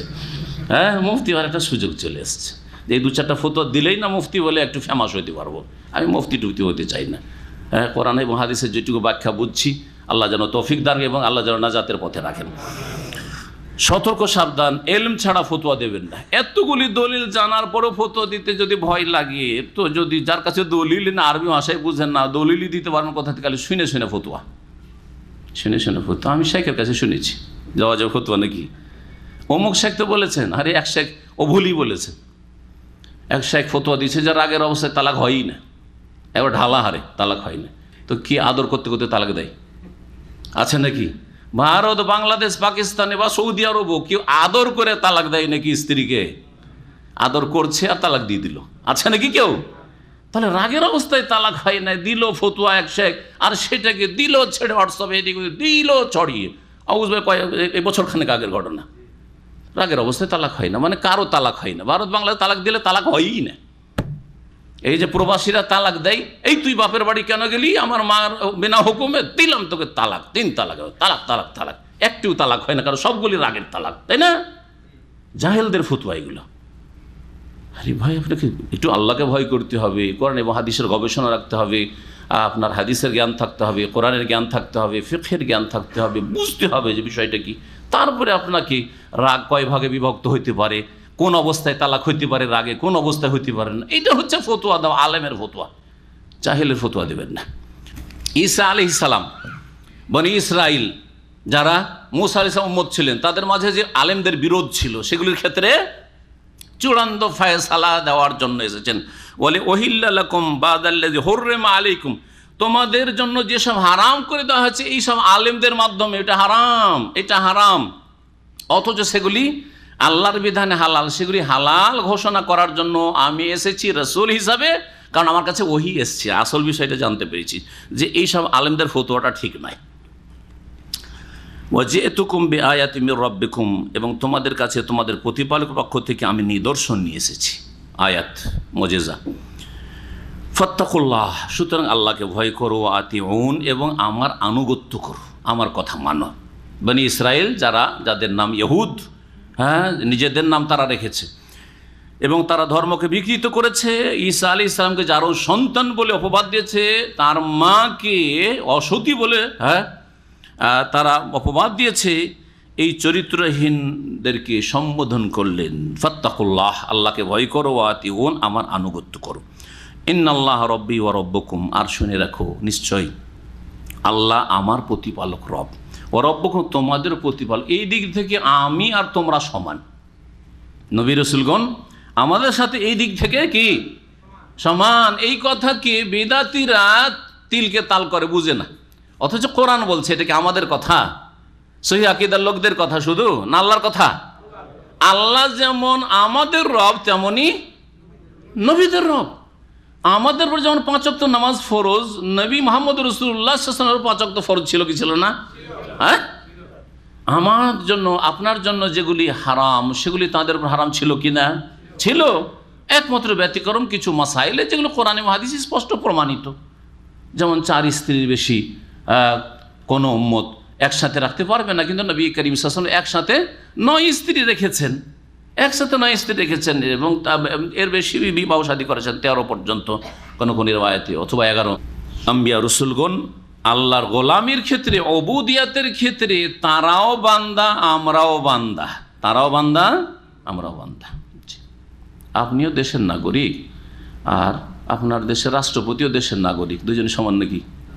হ্যাঁ, সমান। কিন্তু নাগরিক হতে এক, আইন কানুনের ক্ষেত্রে আইনের ঊর্ধ্বে কেউ না। আইন ভঙ্গ করলে যেন আপনি অপরাধ করলেন, সেও অপরাধ করলো, সেও অপরাধ করলো, ঠিক ওই রকমই। ইন্নাল্লাহ রব্বি ওয়া রব্বাকুম, নিশ্চয়ই আল্লাহ আমার রব এবং তোমাদের রব, ফাবুদু, সুতরাং তার তোমরা ইবাদত করো, আমিও ইবাদত করি। হাযা সিরাতুম মুস্তাকিম, এটি হচ্ছে সরল পথ। তারই ইবাদত করো, আর কারো ইবাদত করিও না, শিরক করিও না, শিরকি আকীদা রাখিও না, শিরকি কথা বলিও না, আর শিরকি আমল করিও না। শিরকের ধর্ম কোনো নবী রসুলগণ নিয়ে আসেনি, কোনো নবী রসুল নিয়ে আসে। শিরকের ধর্ম মানুষের তৈরি করা, সেটা কবর মাজার পূজার শিরক হোক, আর সেটা প্রতিমা পুতুল পূজার শিরক হোক, আর সেটা নিরাকারের পূজার শিরক হোক। আল্লাহ রাব্বুল আলামিনের ইবাদত একমাত্র তার জন্য ইবাদত সুনির্দিষ্ট হইতে হবে, এবং আপনাকে জানতে হবে যে কোন কোন জিনিসগুলি ইবাদত, কোন কোন বিষয়গুলি ইবাদত। সমস্ত ইবাদত বন্দেগী আল্লাহর জন্য। আল্লাহর আমরা গোলাম, আমরা আব্দ, ইবাদ, এবং আল্লাহ হচ্ছেন আমাদের মাবুদ। এটা হচ্ছে সিরাতে মুস্তাকিম। ফালাম্মা আহাসা ঈসা মিনহুমুল কুফরা, অতঃপর ঈসা আলাইহিস সালাম যখন তাদের থেকে, বনি ইসরাইল থেকে অনুভব করলেন কুফরির, অবাধ্যতার। কেমন করে অনুভব করলেন? যে আমাকে ষড়যন্ত্র করছে, আমাকে মেরে দেওয়ার জন্য, হত্যা করার জন্য। এই হত্যা করা কি কুফরি? বলেন। উনি অনুভব করলেন যে আমাকে মেরে দেবে, এটাকে কুফর বলা হয়েছে কোরআনে এখানে, আল কুফর। তো এটা কি বড় কুফরি? খুন করা বড় কুফরি? কে বলছে বড় কুফরি? হাত তোলেন। বড় কুফরি খুন করা, বড় কুফরি? হ্যাঁ, খুন করা বড় কুফরি? তাহলে তো ইসলাম থেকে খারিজ। যে খুন করলে ইসলাম থেকে খারিজ, কাফের। হ্যাঁ, কাফের হবে, কাবিরা গুনাহ, কুফরির কাছাকাছি পৌঁছে দেয়, কিন্তু ইসলাম থেকে বহিষ্কৃত করেন যদি হালাল না মনে করে। তবে যদি মনে করে যে এই মুসলিমকে খুন করা হালাল, তাহলে সে কাফের হয়ে যাবে, কারণ আল্লাহর বিধানকে অস্বীকার করলো, সেই জন্য কাফের। কিন্তু এই খুনের পিছনে যদি কুফরি আকীদা কাজ করে, কুফরি আকীদা কাজ করে, তাহলে কাফের হবে না? হবে না? কেন খুন করছে? একটা বললাম যে একে খুন করা হালাল, তাহলে সে কাফের, ঠিক না? কেন খুন করছে? এর ধর্ম বিশ্বাস করি না, এর নিয়ে আসা কথা বিশ্বাস করি না, যে সব কথা বলতে বিশ্বাস করি না, সেই জন্য তাকে খুন করব। কাফের হবে না? হবে না? তো বনি ইসরাঈল ইহুদিরা যে ঈসা আলাইহিস সালামকে খুন করার জন্য উদ্বুদ্ধ হয়েছিল, হ্যাঁ, এবং তারা ষড়যন্ত্র করেছিল, পিছনে কি কাজ করছিল? যে ঈসা হচ্ছে যার সন্তান, সে নবী নয়, নাউযুবিল্লাহ, সে রসুল নয়, এবং সে যে কথা বলছে সেগুলো মানবো না। কাফের কিনা? তাহলে কাফের।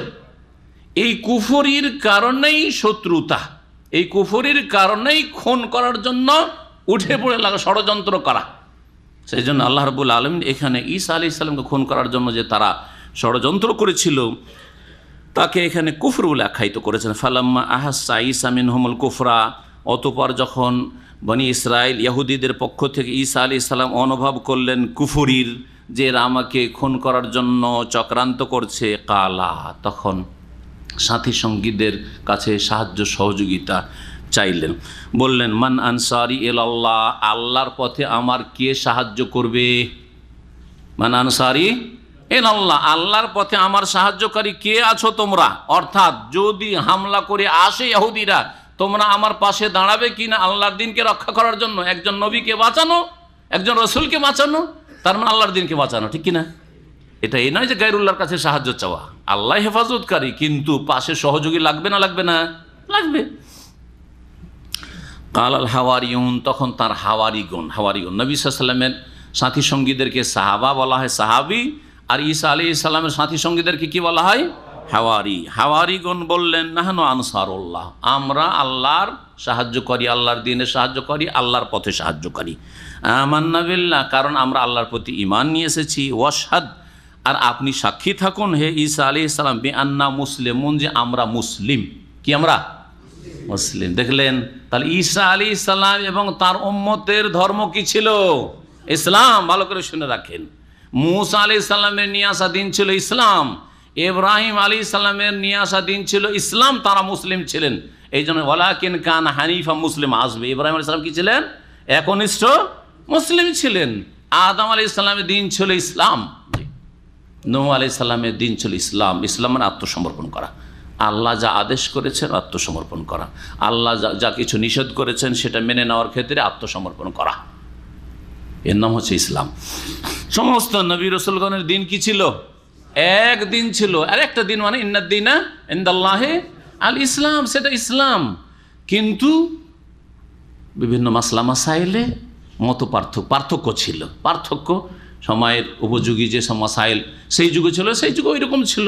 আমাদের যুগে আমাদের জন্য যেগুলি প্রযোজ্য সেটা রাখা হয়েছে মাসলা মাসাইলের ক্ষেত্রে। এই জন্য নবী সাল্লাল্লাহু আলাইহি ওয়াসাল্লাম নবী রাসূলগণকে বৈমাত্রীয় ভাইয়ের সাথে তুলনা করেছেন। আল আম্বিয়া ও বানুল আল্লাত, নবী রাসূলগণ হচ্ছে কার মতো? সৎ ভাইদের মতো। আবুহুম ওয়াহিদ ওয়া উম্মাহাতুহুম শাত্তা। সৎ ভাইয়ের বাপ কয়জন থাকে? এক, কিন্তু মা ভিন্ন ভিন্ন, মা হচ্ছে ভিন্ন ভিন্ন। ঠিক তেমনি সমস্ত নবী রাসূলগণের দ্বীনের আকীদা বিষয়গুলি, মৌলিক বিষয়গুলি, বুনিয়াদি বিষয়গুলি হচ্ছে এক। আল্লাহ এক, তার কোনো শরিক নেই। রসুলের সব কথা মানতে হবে, আখিরাত না বিশ্বাসী হইতে হবে, জান্নাত জাহান্নাম রয়েছে ইত্যাদি, কবরের জীবন সম্পর্কে।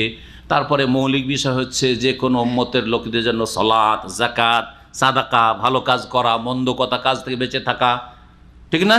এগুলো মৌলিক বিষয়, এগুলো সব এক। মা যেমন ভিন্ন ভিন্ন সৎ ভাইদের হয়, ঠিক তেমনি মাসলা মাসে খুঁটিনাটি মাসলা মাসাইল আমাদের 5 ওয়াক্ত নামাজ, অন্যদের হয়তো বেশি কম কিছু ইত্যাদি। আমাদের জন্য কিছু বিষয় আছে হালাল, তাদের জন্য ছিল হারাম। এই না মুসলিমুন, যে আমরা আত্মসমর্পণকারী মুসলিম। রব্বানা, আরও দোয়া করলেন ঈসা আলাইহিস সালাম, আমান্না বিমা আনজালতা। ঈসা আলাইহিস সালাম এবং তার অনুসারী হাওয়ারীরা, ওয়াশহাদ বিআন্না মুসলিমুন, রব্বানা, হে আমাদের রব, আমান্না বিমা আনজালতা, তুমি যা অবতীর্ণ করেছে তা আমরা বিশ্বাস করি। ওয়াত্তাবানা রাসূলা, আর রাসূলের আমরা অনুসরণ। হাওয়ারীরা বললেন, ফাকতুবনা মা শাহিদিন, সুতরাং আমাদেরকে সাক্ষ্য প্রদানকারীদের তালিকাভুক্ত করে নাও। ফাকতুবনা মা শাহিদিন, যারা ওয়াহদানিয়াতের আল্লাহর একত্বের সাক্ষ্য প্রদানকারী তাদের তালিকাভুক্ত আমাদেরকে করে নাও। ওয়া মাকারু ওয়া মাকার আল্লাহ, ইহুদিরা চক্রান্ত করল। ওয়া মাকার আল্লাহ, আল্লাহ কৌশল করলেন। আল্লাহ কি করলেন?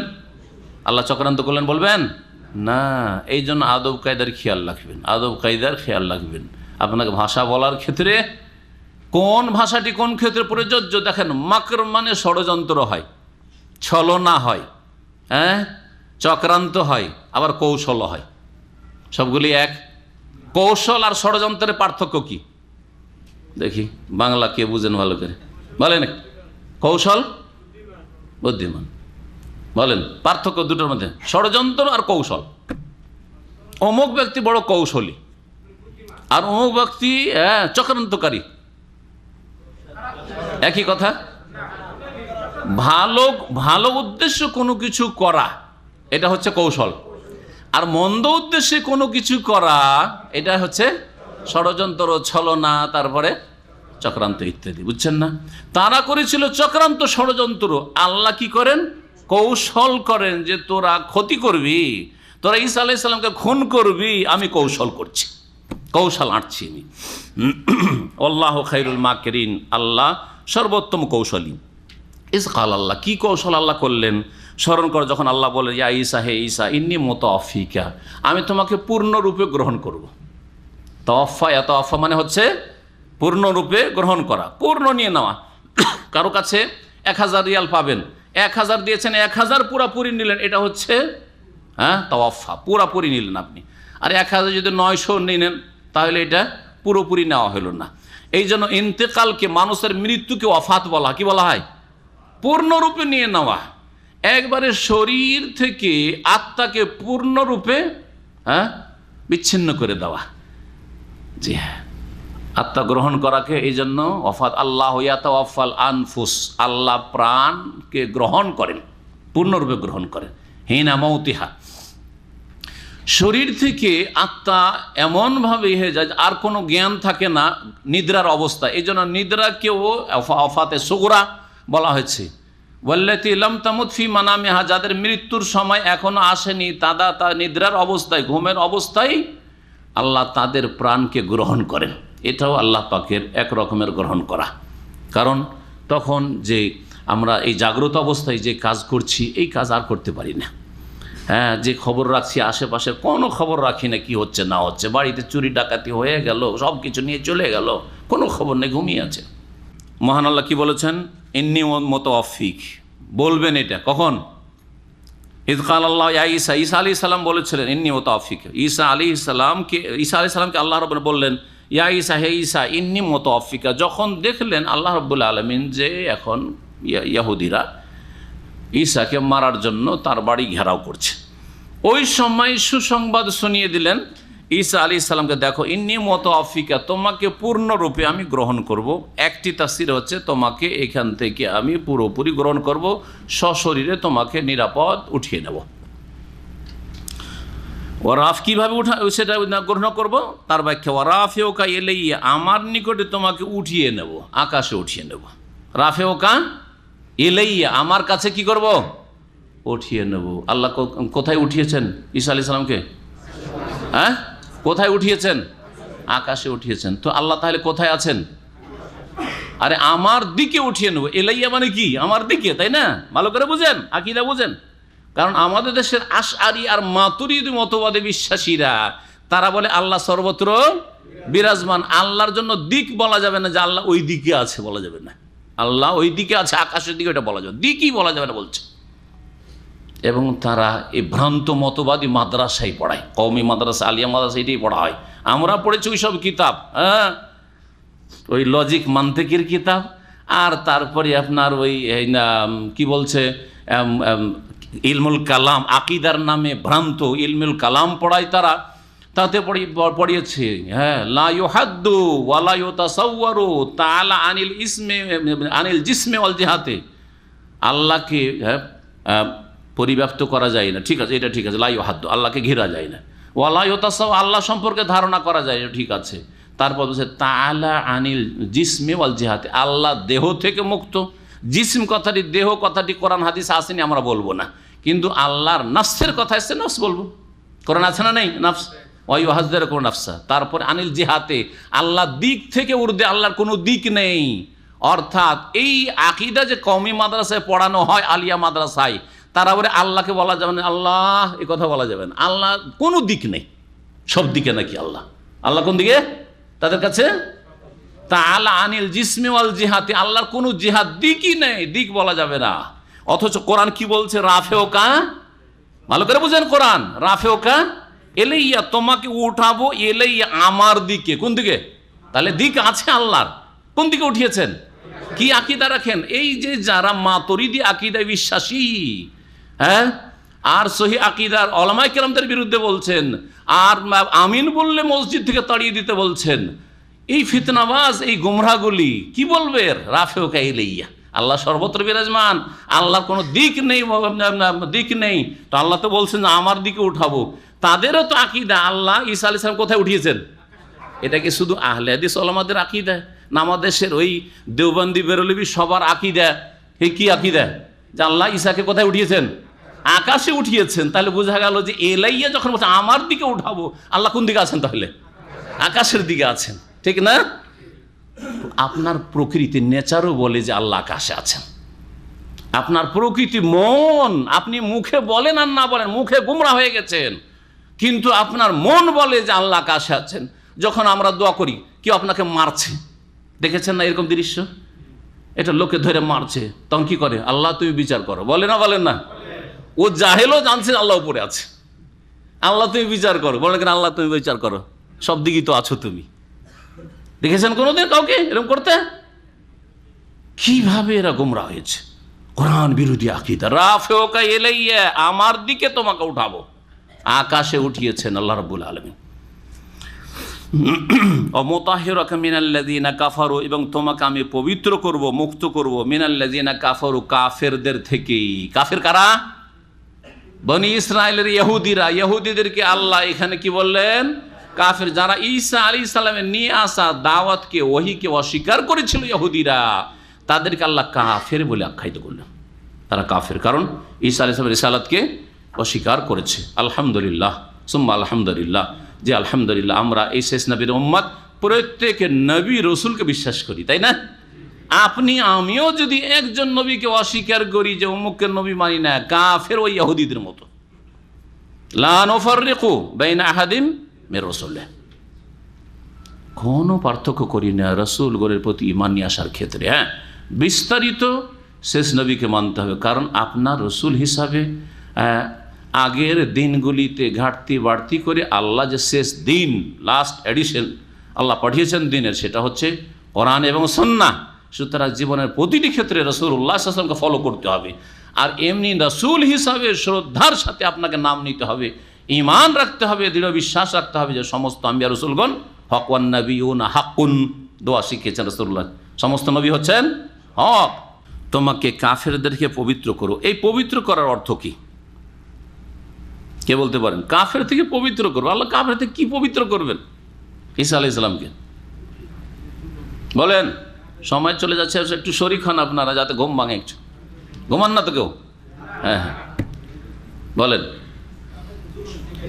হ্যাঁ, কাফের জুলুম থেকে, এটা একটা। তাহলে পবিত্র করা মানে মুক্তি দান করা। কাফেরের অত্যাচার থেকে তোমাকে মুক্ত করব, আকাশে উঠিয়ে নেব, কাফেররা ফেল ফেল করে চেয়ে থেকে যাবে, ঈসা আলাইহিস সালাম আসমানের উপর চলে গেছেন। মুতাহিরুকা মিনাল্লাযীনা কাফারু, এই কাফের ইহুদিদের অনিষ্ট থেকে তোমাকে মুক্ত করব, নাজাত দেব। এটা একটি তাফসীর। আর একটি তাফসীর আছে, কাফেরদের থেকে তোমাকে পাক করব, অর্থাৎ তোমাকে নাপাক সাব্যস্ত করেছে ইহুদিরা। তুমি নাকি জারজ সন্তান, তোমার মা নাকি অসতী, ব্যভিচার করে তোমাকে গর্ভধারণ করেছে। এই যে বদ আকীদা এই ইহুদিদের, এই বদ আকীদা দিয়ে তোমাকে নাপাক সাব্যস্ত করেছে, না তুমি পাক। আমি স্পষ্ট করে দেব। কিসের মাধ্যমে? শেষ রাসূল মুহাম্মদ সাল্লাল্লাহু আলাইহি ওয়াসাল্লামের উপর আল কোরআন নাযিল করে। কোরআন আল্লাহ ক্লিয়ার করে দিয়েছেন যে তিনি বিনা বাপে জন্ম নিয়েছেন এবং তার মা সতী সাধ্বী রমণী। হ্যাঁ, এবং ঈসা আলাইহিস সালাম আল্লাহর পক্ষ থেকে আয়াত, মুজিজা, ঈসার সৃষ্টি, এসব কথা আছে না নাই কোরআনে কারিমে? এর মাধ্যমে বদ আকীদা থেকে তোমাকে পাক করে নেব। এই কুফরি আকীদা, বদ আকীদা আর ভ্রান্ত আকীদা যে ইহুদিদের রয়েছে। ইহুদিরা ঈসা আলাইহিস সালামের মান সম্মানের ক্ষেত্রে ঘাটতি করেছে, নিচে নামিয়ে দিয়েছে। আর খ্রিস্টানরা ঈসা আলাইহিস সালামের সম্পর্কে আকীদার ক্ষেত্রে অতিরঞ্জন বাড়াবাড়ি করে ওপরে উঠিয়ে দিয়েছে। আর উম্মতে মুসলিমা শেষ নবী মুহাম্মদ রাসূলুল্লাহ উম্মত, কোরআনে কারীম, রাসূলের হাদিস সাল্লাল্লাহু আলাইহি ওয়াসাল্লাম যেই জায়গায় আল্লাহ রেখেছেন ঈসা সেখানে রেখেছে। কেমন করে? বিষয়টি বুঝেন ভালো করে। ইহুদিরা নিচে নামিয়ে দিয়েছে, এটা তো বুঝতে পারলেন তাই না? যারও সন্তান, আর যারও সন্তান ওর ভালো হয় নাকি? এটি তো, ওর মা খারাপ, সারা জীবন বলতে থাকবে ওর মা খারাপ, তাই না? নিচে নামিয়ে দিয়েছে, ওপরে উঠিয়েছে খ্রিস্টানরা। কিভাবে? আব্দুল্লাহকে ইবনুল্লাহ বানিয়ে দিয়েছে, আল্লাহর বান্দাকে আল্লাহর পুত্র বানিয়ে দিয়েছে। হ্যাঁ, আল্লাহর পুত্র বানিয়ে দিয়েছে এবং আল্লাহর শরীক বানিয়ে, ইন্নাল্লাহ সালিসু সালাসা, তিন খোদা। আল্লাহর বান্দা গোলামকে শুধু পুত্র বানায়নি, মাবুদ বানিয়ে দিয়েছে। এই জন্য কিয়ামতের দিন খ্রিস্টানদের সামনে ঈসা আলাইহিস সালামকে ডেকে আল্লাহ সূরা মায়েদার শেষ রুকুতে রয়েছে, ওয়াইদ ক্বাল আল্লাহু ইয়া ঈসা ইবনে মারইয়াম আনতা কুলতা লিন-নাস ইত্তাখিযুনি ওয়া উম্মিয়া ইলাহাইনা মিন দুনিল্লাহ। তুমি এই খ্রিস্টানগুলোকে বলেছিলে যে ইত্তাখিযুনি ওয়া উম্মিয়া, আমাকে আর আমার মাকে দুই এলাহ উপাস্য সাব্যস্ত করিও, মিন দুনিয়া, আল্লাহ ছাড়া। আল্লাহ এক, আর ওর ঈসা আলাইহিস সালাম মা আর ঈসা তিন খোদা, তিন এলাহ, তিন উপাস্যর শিক্ষা দিয়েছিলে। এ তৃত্ববাদের ধর্ম দিয়ে এসেছিলে খ্রিস্টানদেরকে লাঞ্ছিত, অপদস্থ করার জন্য। খ্রিস্টানদেরকে আল্লাহ রাব্বুল আলামিন সেই কিয়ামতের মাঠে ডেকে নিয়ে আসবেন ঈসা আলাইহিস সালাম। ঈসা আলাইহিস সালাম সম্পর্ক ছিন্ন করার ঘোষণা করবেন, আল্লাহ আমি এসব জানি না যে কি করেছে।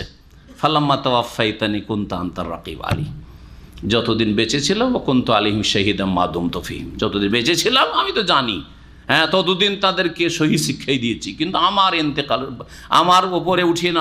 এখানে ফালাম্মা তাওয়াফাইতানি মানে এটা মনে রাখতে, তাওয়াফা মানে এখানে তুমি যখন আমাকে গ্রহণ করেছো, মানে আকাশে উঠিয়ে নিয়েছো, কুনতা আনতার রাকিব আলী, তুমি জানো, তুমি পর্যবেক্ষক, আমি খবর রাখি না যে কি হয়েছে না হয়েছে।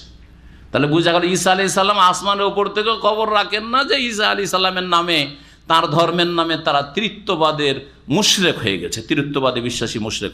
আল্লাহ রাব্বুল আলামিন যে কাফেরদের থেকে তোমাকে পাক করব, পবিত্র করব, তাহলে দুটো অর্থ তার হয়ে গেল, ওয়া জাইলুল লাযিনা তাবাউকা ফাওকাল লাযিনা কাফারু ইলা ইয়াউমিল কিয়ামা। এবং তোমার অনুসারীদেরকে কিয়ামত পর্যন্ত কাফেরদের ওপর শ্রেষ্ঠত্ব দান করব, নেতৃত্ব দান করব। এইটুকু অংশের ভালো করে তাফসীর শুনেন, কারণ এখানে অনেক মুসলিম আজকাল কিছু জেনারেল শিক্ষিত লোক বিভ্রান্ত হয়েছে, বরং কাফের হয়ে গেছে। মুসলিম দুনিয়া শিক্ষা শিক্ষিত এই আয়াত তাদেরকে গুমরাহ করেছে, এই আয়াতের মাধ্যমে গুমরাহ হয়েছে। ইয়াহদি বিহি কাসীরা ওয়া ইউদিল্লু বিহি কাসীরা ওয়া ইয়াহদি বিহি কাসীরা। কোরআন দিয়ে বহু লোক হেদায়েত পাবে, কোরআন দিয়ে বহু লোক পথভ্রষ্ট হবে। কোরআনকে অস্বীকার করবে, কোরআনের অপব্যাখ্যা করবে, কোরআনের ভুল ব্যাখ্যা বুঝবে, গুমরাহ হবে। আর কোরআনে কারীমে রাসূলুল্লাহ সাল্লাল্লাহু আলাইহি ওয়াসাল্লাম সাহাবায়ে কেরাম যেভাবে তাফসীর করেছেন সেভাবে যারা বুঝবে আর আমল করে তারা হেদায়েত পাবে। ওয়ালা ইয়াজিদুজ জালিমিনা ইল্লা খাসারা। কোরআন দিয়ে জালেমরা আরো বেশি ক্ষতিগ্রস্ত হবে, কিন্তু মুমিনদের জন্য কি রয়েছে তাতে? শিফা ওয়া রাহমাতুল লিল মুমিনিন। মুমিনদের জন্য তাতে আরোগ্য রয়েছে সমস্ত রোগের। তার মধ্যে একটি হচ্ছে পাপের রোগ। পাপের রোগ, অন্তরের মারুজুস শাহওয়াত, কুপ্রবৃত্তির রোগ, অথবা মারুজুস শুবহাত, সংশয়ের রোগ, সমস্ত থেকে মুক্ত হবে। এমনকি শারীরিক, দৈহিক, মানসিক রোগেরও মুক্তি রয়েছে কোরআনে কারীমে। মহান আল্লাহ কি বলছেন? যে তোমার অনুসারীদেরকে কিয়ামত পর্যন্ত যারা কাফের তাদের ওপর শ্রেষ্ঠত্ব দান করব, নেতৃত্ব দান করব, তোমার অনুসারীদেরকে। এখন প্রশ্ন হচ্ছে ঈসা আলাইহিস সালাম অনুসারী কারা? এটা কি এক শ্রেণীর মূর্খ শিক্ষিত, মানে কোরআনে ভাত ইসলামের জ্ঞান রাখে না, কিন্তু দুনিয়ার শিক্ষা কিছু শিক্ষিত হয়েছে। কি বুঝে জানেন? বলছে বর্তমান যান্ত্রিক সভ্যতার যুগে দেখেন সারা পৃথিবীতে আসল রাজত্ব হচ্ছে খ্রিস্টানদের। দেখেন জাইলুল্লাযিনা তাবাউকা, তোমার অনুসারীদেরকে কি করব? কাফেরদের ওপর কি করব? শ্রেষ্ঠত্ব দান করব। এই যে বর্তমান যুগের নেতৃত্ব খ্রিস্টানদের, এটা এই আয়াত দিয়ে প্রমাণিত হয়। তার মানে খ্রিস্টান নাকি হকে আছে। আউযুবিল্লাহ, এটা একটা কুফরিয়া কথা। এই আয়াতকে ভুল বোঝার কারণে কোথা থেকে কোথায় কোন কুফরিতে চলে গেল, যে খ্রিস্টানদেরকে অনুসারী বানালো কার? ঈসা আলাইহিস সালামের। বলেন ঈসা আলাইহিস সালাম তৌহিদ, আল্লাহর একত্ব নিয়ে এসছেন না তৃত্ব নিয়ে এসছেন? একত্ব নিয়ে এসছেন। আর বর্তমান খ্রিস্টানরা সবাই তৃত্ববাদী বিশ্বাসী, ঠিক না? আর অধিকাংশ তাদের নাস্তিক। কিন্তু আরো ভালো করে শুনেন, অধিকাংশই তারা বস্তুবাদী নাস্তিক। তারা ধর্মনিরপেক্ষতায় বিশ্বাসী না, হয় বস্তুবাদে বিশ্বাসী। ধর্মকর্ম কিছু নেই, নামে মাত্র শুধু একটা নাম আছে যে আমরা জন্মসূত্রে খ্রিস্টান, ব্যাস। হয় এইভাবে তারা কাফের হয়েছে, আর না হইলে একত্বকে তৃত্ববাদে রূপান্তরিত করে তিন খোদায় বিশ্বাসী হয়ে তারা কাফের মুশরিক হয়েছে। তাহলে তারা ঈসা আলাইহিস সালাম অনুসারী কি করে হয়? বুঝছেন না? বুঝছেন না? বর্তমান খ্রিস্টানরা ঈসা আলাইহিস সালাম অনুসারী কি? অনুসারী নয়। যদি এই সংশয়, এই 300 বছরের খ্রিস্টানদের উত্থান যদি প্রতারিত করে জেনারেল শিক্ষিত কিছু গোমরাহ লোকদেরকে, তাহলে 1400 বছর ইতিহাসে 300 বছরের আগে 1000 থেকে 1100 বছর নবী মুহাম্মদ রাসূলুল্লাহ সাল্লাল্লাহু আলাইহি ওয়াসাল্লামের উম্মত, শেষ উম্মত পৃথিবীর নেতৃত্ব দিয়েছে। এটাকে কি বলবে? এটা কি বলবে? যখন আসলে ইসলাম পালন করেছে মুসলিম জাতি, তখন তাদেরকে 1000 বছর নেতৃত্ব আল্লাহ দান করেছেন। দিয়েছেন না? দেন নেই? ওসমানী খেলাফত, মোগলদের ইসলামী খেলাফত, এত বড় বিশাল ভারতবর্ষে, ঠিক না? ছিল না? ছিল না? নেতৃত্ব কার হাতে ছিল? স্পেনে মুসলিম খেলাফত মুসলিমদের হাতে ছিল না? ছিল না? সব তো মুসলিমদের হাতে। আরও শুনে রাখেন মজার কথা, আজকাল প্রতারিত মুসলিমরা, আরে ইংলিশ না শিখলে, ইংলিশ শেখার প্রয়োজন আছে, কিন্তু এমন আপনি হীনমন্যতায় ভুগিয়েন না যে আরবির আপনার কাছে কোনো মূল্য নেই, আর ইংলিশ শিখলে আপনি একবার হিরো হয়ে গেলেন। না, কখনো না। আপনার দিন ইসলাম শিখুন, আরবি শিখুন, কোরআনের ভাষা শিখুন, তারপরে ইংলিশ শিখুন। 1000 বছর ধরে যে কথা শোনাতে চাইছি, 1000 বছর ধরে ইন্টারন্যাশনাল ভাষা আরবি ছিল। সারা পৃথিবীতে আন্তর্জাতিক ভাষা কি ছিল? আরবি ছিল। ইংরেজরা যখন সারা পৃথিবী ব্রিটিশরা দখল করলো, তারপরে মানুষ ইংলিশে প্রভাবিত হলো। না হলে ইংলিশের ল্যাটিন ভাষা কেউ জানতো না। এই আরবদের কাছে স্পেনে খ্রিস্টানদের ছেলেরা লেখাপড়া করার জন্য জামে কর্তোবা ইউনিভার্সিটিতে আসতো। কর্তোবা ইউনিভার্সিটি যেটা বলা হচ্ছে, সেখানে আসতো। মুসলিমদের কাছে শিক্ষা ছিল। এই বাগদাদে ছিল ইসলামী শিক্ষা, সেখানে শেখার জন্য এই গैर মুসলিম খ্রিস্টানরা শিক্ষার জন্য আসতো। তারা আরবি শিখত, আরবি ইন্টারন্যাশনাল ভাষা ছিল। তাহলে এই আয়াতের তারা ভুল ব্যাখ্যা বোঝার কারণে কিভাবে গোমরা হয়েছে। সঠিক ব্যাখ্যা শোনেন এর কি। আল্লাহ যে বলছেন যে ঈসা আলাইহিস সালাম অনুসারীদেরকে কাফেরদের ওপর শ্রেষ্ঠত্ব দান করবেন, এর একটি ব্যাখ্যা শুনুন, দুটো শোনাবো। একটি ব্যাখ্যা হচ্ছে যে ঈসা আলাইহিস সালাম অনুসারী মানে যারা দাবিদার অনুসারী, সত্যিকার অনুসারী বাদ দেন। যেমন আমাদের মুসলিম জাতিতে 73 ফিরকা হয়েছে না হয়নি? নবী সাল্লাল্লাহু বলেছেন 72 ফিরকা কিন্তু অরিজিনাল অনুসারী না, একটা দল শুধু আসল অনুসারী, ঠিক কিনা? কিন্তু এমনিতে আমরা ধরে নিয়েছি যে সবগুলি হচ্ছে নবী মুহাম্মদ সাল্লাল্লাহু আলাইহি ওয়াসাল্লামের কি অনুসারী। কি অর্থে? অনুসরণের দাবিদার, অনুসরণ করুক আর না করুক, হ্যাঁ কিছু আংশিক করছে কিন্তু তারা শেষ নবীর উম্মত, ধরে নিচ্ছি না? ওইভাবেই যদি ধরেন আর অর্থ করেন এই আয়াতের, তাহলে হবে যে ঈসা আলাইহিস সালামের অনুসারী মানে খ্রিস্টানদেরকে কাফেরদের ওপর আল্লাহ শ্রেষ্ঠতা দান করবেন। কিছু কিছু তাফসীরকাররা তাফসীর করেছেন যে কাফের মানে ইহুদিরা, ইহুদিদের ওপর খ্রিস্টানদেরকে শ্রেষ্ঠতা দান করবেন। আর সেটা বাস্তবে ঠিক আছে, পৃথিবীতে খ্রিস্টানরা ইহুদিদের উপর নেতৃত্ব দিচ্ছে। যদিও ইহুদিদের কাছে পয়সা রয়েছে, ইহুদির কাছে নেতৃত্ব রয়েছে, যে খ্রিস্টান ছাড়া তাদের অচল। পৃথিবীতে মাত্র একটি ইহুদি দেশ, পৃথিবীতে মাত্র একটি ইহুদি দেশ, তাও দখল করা জবরদস্তি, ষড়যন্ত্র করে আর জবরদস্তি দখল করা। ফিলিস্তিন মুসলিম দেশ দখল করে তাদের, আসলে তাদের কোনো দেশই নেই, আছে সত্যিকার অর্থে ইহুদিদের কোনো দেশই নেই। এই দেশটি দখল করা মুসলিমদের দেশের ওপর গায়ের জোরে দখল করে আছে, আর সেটাও খ্রিস্টানদের পৃষ্ঠপোষকতার ভিত্তিতে। এই ইসরায়েল টিকে আছে খ্রিস্টানদের পৃষ্ঠপোষকতার ভিত্তিতে। খ্রিস্টানরা যদি এক্ষুনি সরে যায় তাহলে একদিন টিকতে পারবে না এই ইসরায়েল ফিলিস্তিনের জমিনে। বুঝতে পারছেন না? তাহলে এই কাফের ইহুদিরা, এদের ওপর আল্লাহ রাব্বুল আলামিন কিয়ামত পর্যন্ত শ্রেষ্ঠত্ব দান করবেন খ্রিস্টানদের, এটা বাস্তব। তাহলে এটা একটা তাফসীর, কিন্তু এর চাইতে সঠিক তাফসীর শোনেন, বিশুদ্ধ তাফসীর এবং সহিহ তাফসীর। সেটা হচ্ছে সত্যিকার অনুসারী ঈসা আলাইহিস সালামের কারা? প্রশ্ন উত্তর দেন আপনারা। মুসলিম যারা, কারণ ওয়াশহাদ বিআন্না মুসলিমুন, একটু আগে পড়লেন ঈসা আলাইহিস সালামের হাওয়ারিরা কি ছিলেন? মুসলিম, আর আমরা হচ্ছি মুসলিম। ঈসা আলাইহিস সালামের দ্বীনের মূলনীতি ছিল তৌহিদ, আর পৃথিবীতে একমাত্র দ্বীনে ইসলামের অনুসারী মুসলিমদের মধ্যেই তৌহিদের বাকিয়া আছে, কোনো জাতির মধ্যে তৌহিদ নেই। আছে না? ইহুদিদের কাছে তৌহিদ আছে না খ্রিস্টানদের কাছে তৌহিদ আছে? ইহুদিরা ওজাইরকে আল্লাহর পুত্র বলে মুশরিক কাফের হয়েছে, ওয়াকালাতিল ইয়াহুদ উযাইর ইবনুল্লাহ ওয়াকালাতিন নাসারা আল মাসীহ ইবনুল্লাহ, হ্যাঁ এরা কাফের মুশরিক হয়েছে। একমাত্র মুসলিমদের মধ্যেই তৌহিদের কিছু অবশিষ্ট আছে, অধিকাংশ লোক মুশরিক থাকবে, তারপরে আলহামদুলিল্লাহ তৌহিদ কায়েম আছে। আছে না নেই? সৌদি আরবে দেখেন তৌহিদ আছে কিনা, না এখানে দুর্গা আছে না দরগা আছে, আল্লাহ ছাড়া অন্যকে সেজদা করে, তৌহিদ আছে না নেই? তৌহিদের রুবুবিয়াত আছে, তৌহিদুল আসমা সিফাত আছে, তৌহিদে উলুহিয়াত আছে, ইবাদত একমাত্র আল্লাহর জন্য কায়েম আছে। তো সত্যিকার অনুসারী ঈসা আলাইহিস সালামের কারা? তাহলে মুসলিমরা। আল্লাহ বলছেন মুসলিমদেরকে, আর বাকিরা তাহলে কি? বাকিরা কি? ইহুদি, খ্রিস্টান, তাহলে বুদ্ধিস্ট, হিন্দু, সব হচ্ছে কাফের, নাস্তিক, কাফের, সব কাফের।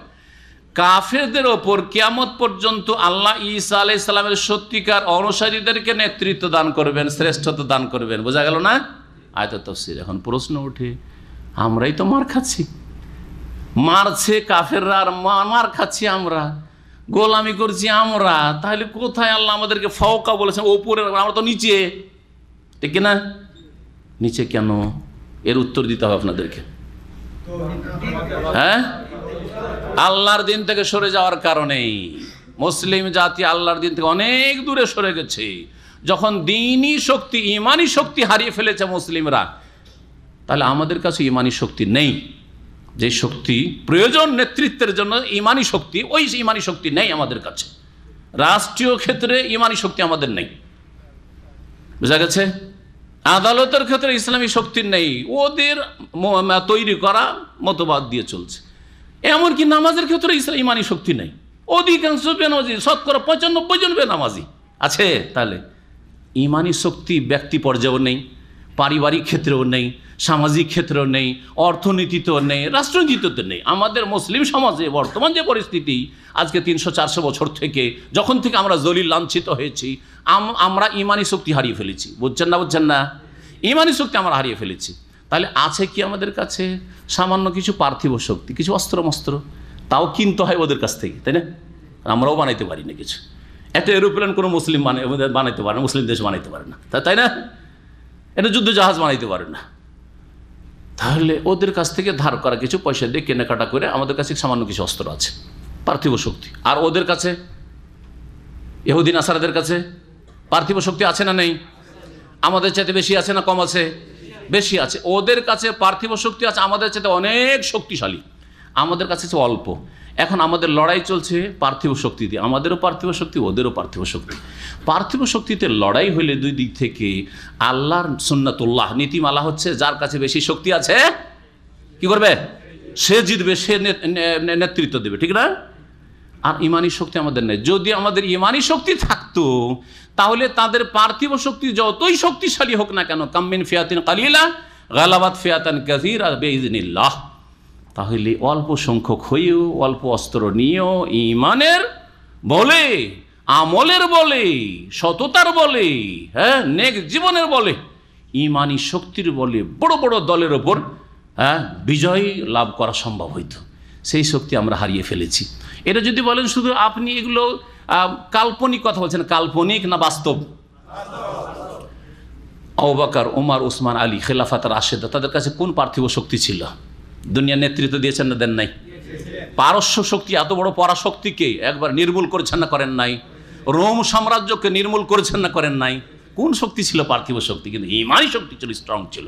আল্লাহ তাই তো বলেছেন, ওয়ান্তুমুল আলাও না, তোমরা ওপরে থাকবে, ইন কুনতুম মুমিন, যদি মুমিন হও। আল্লাহ তো এই কথাই বলেছেন যে তোমাদেরকে খেলাফত দেব।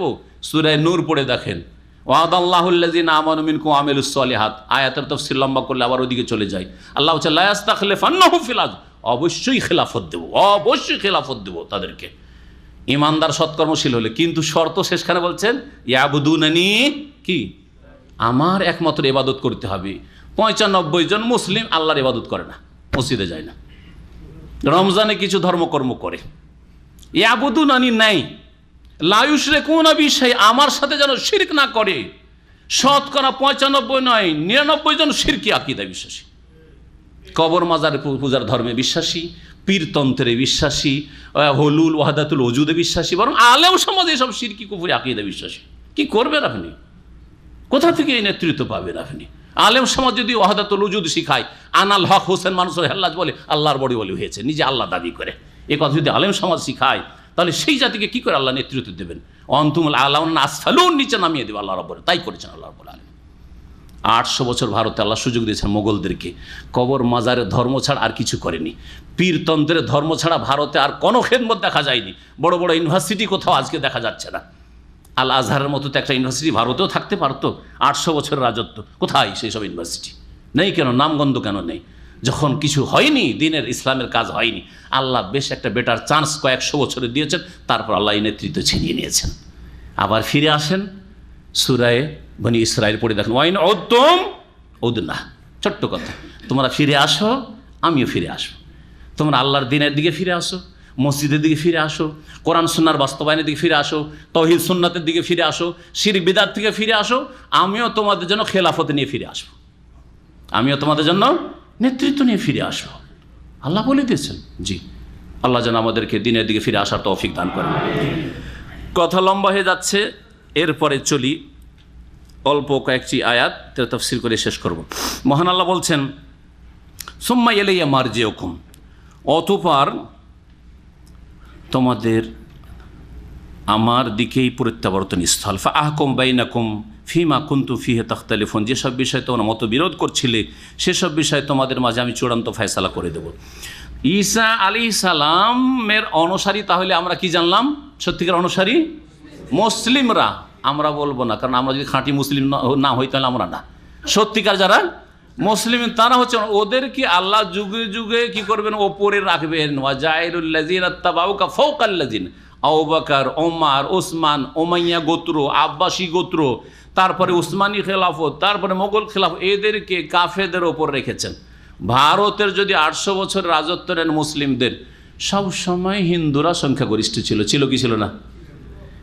এখন যে শতকরা মুসলিমদের সংখ্যা 15 থেকে 20 ধরেন, 15 থেকে, গোটা ভারতের যদি পরিসংখ্যান দেখা যায়, বাংলাদেশ আর পাকিস্তান তখন ভারত ছিল, ওইটা মিলে তার একটু বেশি হয়তো ভারতের পরিসংখ্যান ওরা 13 বলছে সরকারি, কিন্তু 13 না 15 থেকে ধরেন 20 হবে। শতকরা 80 জন তাহলে কি নন মুসলিম, তার মধ্যে কিছু অল্প খ্রিস্টান আছে, শিখ আছে, অন্যরা রয়েছে, জৈন আছে, আর অধিকাংশ 70% ধরেন 70% হিন্দু। এখনও 70% হিন্দু, আর মুসলিম রাজাদের যুগেও 70% বা তার বেশি হিন্দু ছিল, তারপরও তাদেরকে ওপরে আল্লাহ রেখেছেন না রাখেন নাই? এই তো ওয়াদা কোরআনে কারীমের, এই তো ওয়াদা পূরণ করেছেন না করেননি? তাহলে কাল্পনিক কথা বলছি না, বাস্তব কথা। জি, কিন্তু বাস্তবতার দিকে ফিরে আসতে হবে, বাস্তবে মুসলিম হইতে হবে। মহান আল্লাহ বলছেন, ফাআম্মাল্লাযীনা কাফারু, পক্ষান্তরে যারা কুফরি করে, ফাউযযিবু আযাবান শাদীদান ফিদ দুনিয়া ওয়াল আখিরাহ, তাদেরকে দুনিয়া এবং আখিরাতে কঠোর শাস্তি দেব। ওয়া মা লাহুম মিন নাসির, তাদের কোনো সাহায্যকারী হবে না। ওয়া আম্মাল্লাযীনা আমানু ওয়া আমিলুস সালিহাত, পক্ষান্তরে যারা ঈমানদার হবে আর সৎকর্মশীল হবে, ফায়ুওয়াফিহিম উজুরাহুম, তাদেরকে মহান আল্লাহ পূর্ণ মাত্রায় প্রতিদান দেবেন। আল্লাহু লা ইউহিব্বুয জালিমিন, আল্লাহ জালেমদেরকে ভালোবাসেন না। যালিকা নাতলুহু আলাইকা মিনাল আয়াতি ওয়া যিকরিল হাকীম, এইসব নবী মুহাম্মদ সাল্লাল্লাহু আলাইহি সাল্লাম, নাতলুহু আলাইকা, তোমার প্রতি পাঠ করছি, পড়ে শোনাচ্ছি, মিনাল আয়াত, আয়াত, এবং ওয়া যিকরিল হাকীম, প্রজ্ঞাপূর্ণ উপদেশ। ইন্না মাসালা ঈসা ইনদাল্লাহি কামাসালি আদম খালাকাহু মিন তুরাব, নবী মুহাম্মদ রাসূলুল্লাহ সাল্লাল্লাহু আলাইহি সাল্লামের কাছে হুদায়বিয়ার সন্ধির পরে নাজরান থেকে খ্রিস্টানদের একটি দল এসেছিল, প্রতিনিধি, নবী সাল্লাল্লাহু আলাইহি সাল্লামের সাথে ইসলাম সম্পর্কে আলোচনা করার জন্য। আর আলোচনা করার পরে তারা ইসলাম কবুল করতে রাজি হয়নি। নবী করিম সাল্লাল্লাহু আলাইহি সাল্লাম যখন দেখলেন যে এরা ইসলাম গ্রহণ করতে চায় না, তখন তাদের কাছে প্রস্তাব পেশ করলেন যে তাহলে মোবাহালা করো। ইসলামে মোবাহালা আছে, মোবাহালা মানে হক এবং বাতিলের মাঝে একটি ফয়সালার জন্য ব্যবস্থা। সেটা হচ্ছে প্রত্যেক দল, 2 দলের প্রত্যেক দল নিজের নিজের ওপর অভিশাপ দেবে, বদদোয়া করবে যে আমি যদি পথভ্রষ্ট হই বা ভুল পথে থাকি, তাহলে আমি বা আমরা ধ্বংস হয়ে যাব। রাসূলুল্লাহ সাল্লাল্লাহু আলাইহি ওয়াসাল্লাম নিজে এবং নিজের পরিবার এবং মুসলিমদেরকে নিয়ে বলবেন যে আমরা যদি ভুল পথে থাকি তাহলে আমরা ধ্বংস হয়ে যাব, আমাদের উপর লানত হবে। দুনিয়াতেই ক্ষতিগ্রস্ত, দুনিয়ার ক্ষেত্রে এটি, আখিরাতের কথা নয়। আর এরাও বলবে, নাজরানের খ্রিস্টানরাও বলবে যে আমরা যদি গুমরা পথভ্রষ্ট হই তো আমরা সকলে ধ্বংস হয়ে যাব। এ প্রস্তাব রাসূলুল্লাহ সাল্লাল্লাহু আলাইহি ওয়াসাল্লাম পেশ করলেন। তাদের মধ্যে বেশ কিছু পণ্ডিত ছিল খ্রিস্টান ধর্মের, তারা বলে যে নারী একে সত্য নবী মনে হচ্ছে, কিন্তু মানা যাবে না, মানা যাবে না।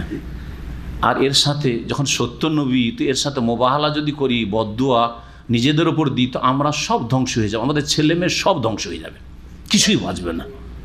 সুতরাং মোবাহালাতে তারা রাজি হলো না। নবী বললেন, ঠিক আছে, মোবাহালা যখন করবে না তাহলে ইসলাম গ্রহণ করো। যখন সাহস হচ্ছে না, তার মানে তোমাদের মধ্যে দুর্বলতা, তোমরা ভুল পথে, আমি ঠিক পথে আছি, আমি শেষ রসুল হয়ে তোমাদের জন্য এসেছি, সুতরাং তোমরা ইসলাম কবুল করো। বলছে না, ইসলামও কবুল করবো না। দ্বিতীয়টাও বাদ গেল। তৃতীয়, তাহলে জিজিয়া দাও। যখন আরব জাজিরাতে উপদ্বীপে বসবাস করবে, তো এখানে জিজিয়া দিতে হবে, জিজিয়া দিতে হবে। আজকে মুসলিমরা কাফেরকে জিজিয়া দিচ্ছে, বুঝছেন না? এটা মুসলিম দেশের টাকা পয়সা বাংলাদেশ থেকে নিয়ে গিয়ে ওই সুইস ব্যাংকে রেখে আসছে, জিজিয়া না, ওদেরকে রেখে আসছে, আর উঠাইতে পারে না কোনোদিন। কার নাকি একটা সাইনে পার্থক্য হয়ে গেছে, ও টাকা আর উঠাইতে পারছে না। আপনারা বেশি জানেন এগুলো গল্প, জানেন না? জানেন না? একজন জি করেছে মানে জানে কেউ। সুবহানাল্লাহ, আস্তাগফিরুল্লাহ ওয়া আতুবু ইলাইহি। মুসলিম জাতির অবস্থা। তো কি বলছিলাম? কি বলছিলাম? হ্যাঁ, এই আয়াতে গিয়ে পৌঁছেছিল, আয়াত নম্বর 59। এখান থেকে আল্লাহ রাব্বুল আলামিন এই নাজরানের খ্রিস্টানদের ভ্রান্ত ধর্মের খণ্ডন করছেন। তারা জিজ্ঞাসা করেছিল, প্রশ্ন করেছেন নবী সাল্লাল্লাহু আলাইহি সাল্লামকে যে, হে মুহাম্মদ, তুমি আচ্ছা বলো তো যে ঈসা আলাইহিস সালাম, তাদের আকীদা কি খ্রিস্টানদের? ঈসা আলাইহিস সালাম আল্লাহর পুত্র, আল্লাহর পুত্র। তার মানে ঈসা আলাইহিস সালামকে আল্লাহ রাব্বুল আলামিন তার অসাধারণ ক্ষমতায় সৃষ্টি করেছেন, আল্লাহর তিনি বান্দা, এটা বিশ্বাস করে না খ্রিস্টান। এটি তো তারা বলল, তাহলে ঈসা আলাইহিস সালাম যদি আল্লাহর পুত্র না হয় তাহলে বিনা বাপে কি করে সৃষ্টি হলো? বিনা বাপে কি করে সৃষ্টি হতে পারে? ঈসা আলাইহিস সালাম মা মারিয়াম, মেরি তাদের ভাষায়, খ্রিস্টানদের ভাষায়, আর বাপ হচ্ছেন আল্লাহ, বাপ হচ্ছেন, আর এটা খ্রিস্টান ধর্ম, বাপ হচ্ছে কে?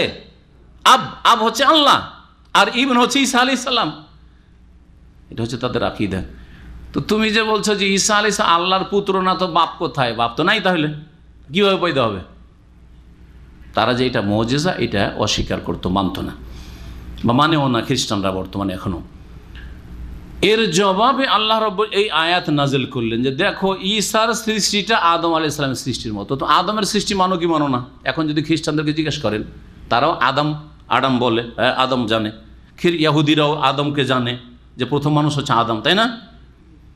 তারা আপনার এই খ্রিস্টান কি বলছে, নাস্তিকদের মতো বিশ্বাস করে না যে মানুষ কি হয়েছে, ডারউইন থিওরি বিশ্বাস করে যে মানুষ ধীরে ধীরে লেজওয়ালা সব ছিল, হনুমান ছিল বা সিম্পাঞ্জি ছিল, তারপর তখন লেজ খসে পড়েছে, তারপর মানুষ হয়েছে, এসব আকীদা বিশ্বাস করে না। তারাও বিশ্বাস করে যে আমরা হচ্ছি বনু আদম সন্তান। তো আদমকে আল্লাহ কীভাবে পয়দা করলেন? নবী সাল্লাল্লাহু আলাইহি ওয়াসাল্লাম কোরআনে আল্লাহ শিখিয়ে দিলেন নবীকে যে বলো এই খ্রিস্টানদেরকে যে আদম কীভাবে পয়দা হইল। আদমের বাপকে, হ্যাঁ, আদমের মাকে, বাপও নেই মাও নেই, তাহলে কি বলে আদম আল্লাহর পুত্র বলবে? আদমকে আল্লাহর ইবনুল্লাহ নাকি? না, তোমরাও তো বলো না যে আদম আল্লাহর পুত্র। এই জবাব আল্লাহ দিচ্ছেন, বলছেন ইন্না মাসালা ঈসা ইনদাল্লাহ, নিশ্চয় ঈসা আলাইহিস সালামের দৃষ্টান্ত উদাহরণ হচ্ছে আল্লাহর নিকটে কামাসালে আদম আলাইহিস সালামের মতো। খালাকাহু মিন তুরাব, আদম আলাইহিস সালামকে আল্লাহ মাটি দিয়ে সৃষ্টি করলেন, মাটি দিয়ে তার গঠন আকৃতি তৈরি করলেন। সুম্মা ক্বালা লাহু, তারপরে তার উদ্দেশ্যে বললেন কুন, তুমি একজন মানুষ রূপে হয়ে যাও, মানে রূহ দিয়ে দিলেন। ফায়াকুন, তখন সে মানুষ রূপে দাঁড়িয়ে গেল, বসলো, দাঁড়াইলো, চলাফেরা করছে মানুষ। আর তার থেকে এত বাস্তা মিনহুমা রিজালান কাসীরা ওয়া নিসা, অসংখ্য মানুষকে আল্লাহ সৃষ্টি করলেন। হ্যাঁ, এখন কি বুঝলেন? যদি আল্লাহ বিনা বাপ মায়ে আদমকে সৃষ্টি করতে পারেন, তো ঈসা আলাইহিস সালামের তো মা আছে, গর্ভধারণের ব্যবস্থা আছে, মা আছে, শুধু বাপ নেই, আল্লাহ কেন পারেন না? কোনটা বেশি মুশকিল? বাপও নেই, মা নেই, আদমের সৃষ্টিটা বেশি মুশকিল। ওটা যদি আল্লাহ করতে পারেন প্রথমেই, আর মানুষ জাতি বলে কোনো নজিরও ছিল না, প্রথম তিনি সৃষ্টি করছেন। আর এখানে তো মানুষ একটা নজির আছে, মা আছে, শুধু বাপ নেই, আল্লাহ পারবেন না? হ্যাঁ, তো ওইভাবে আল্লাহ সৃষ্টি করেছেন। এর মানে এই নয় যে আল্লাহ ঈসা আলাইহিস সালামের বাপ।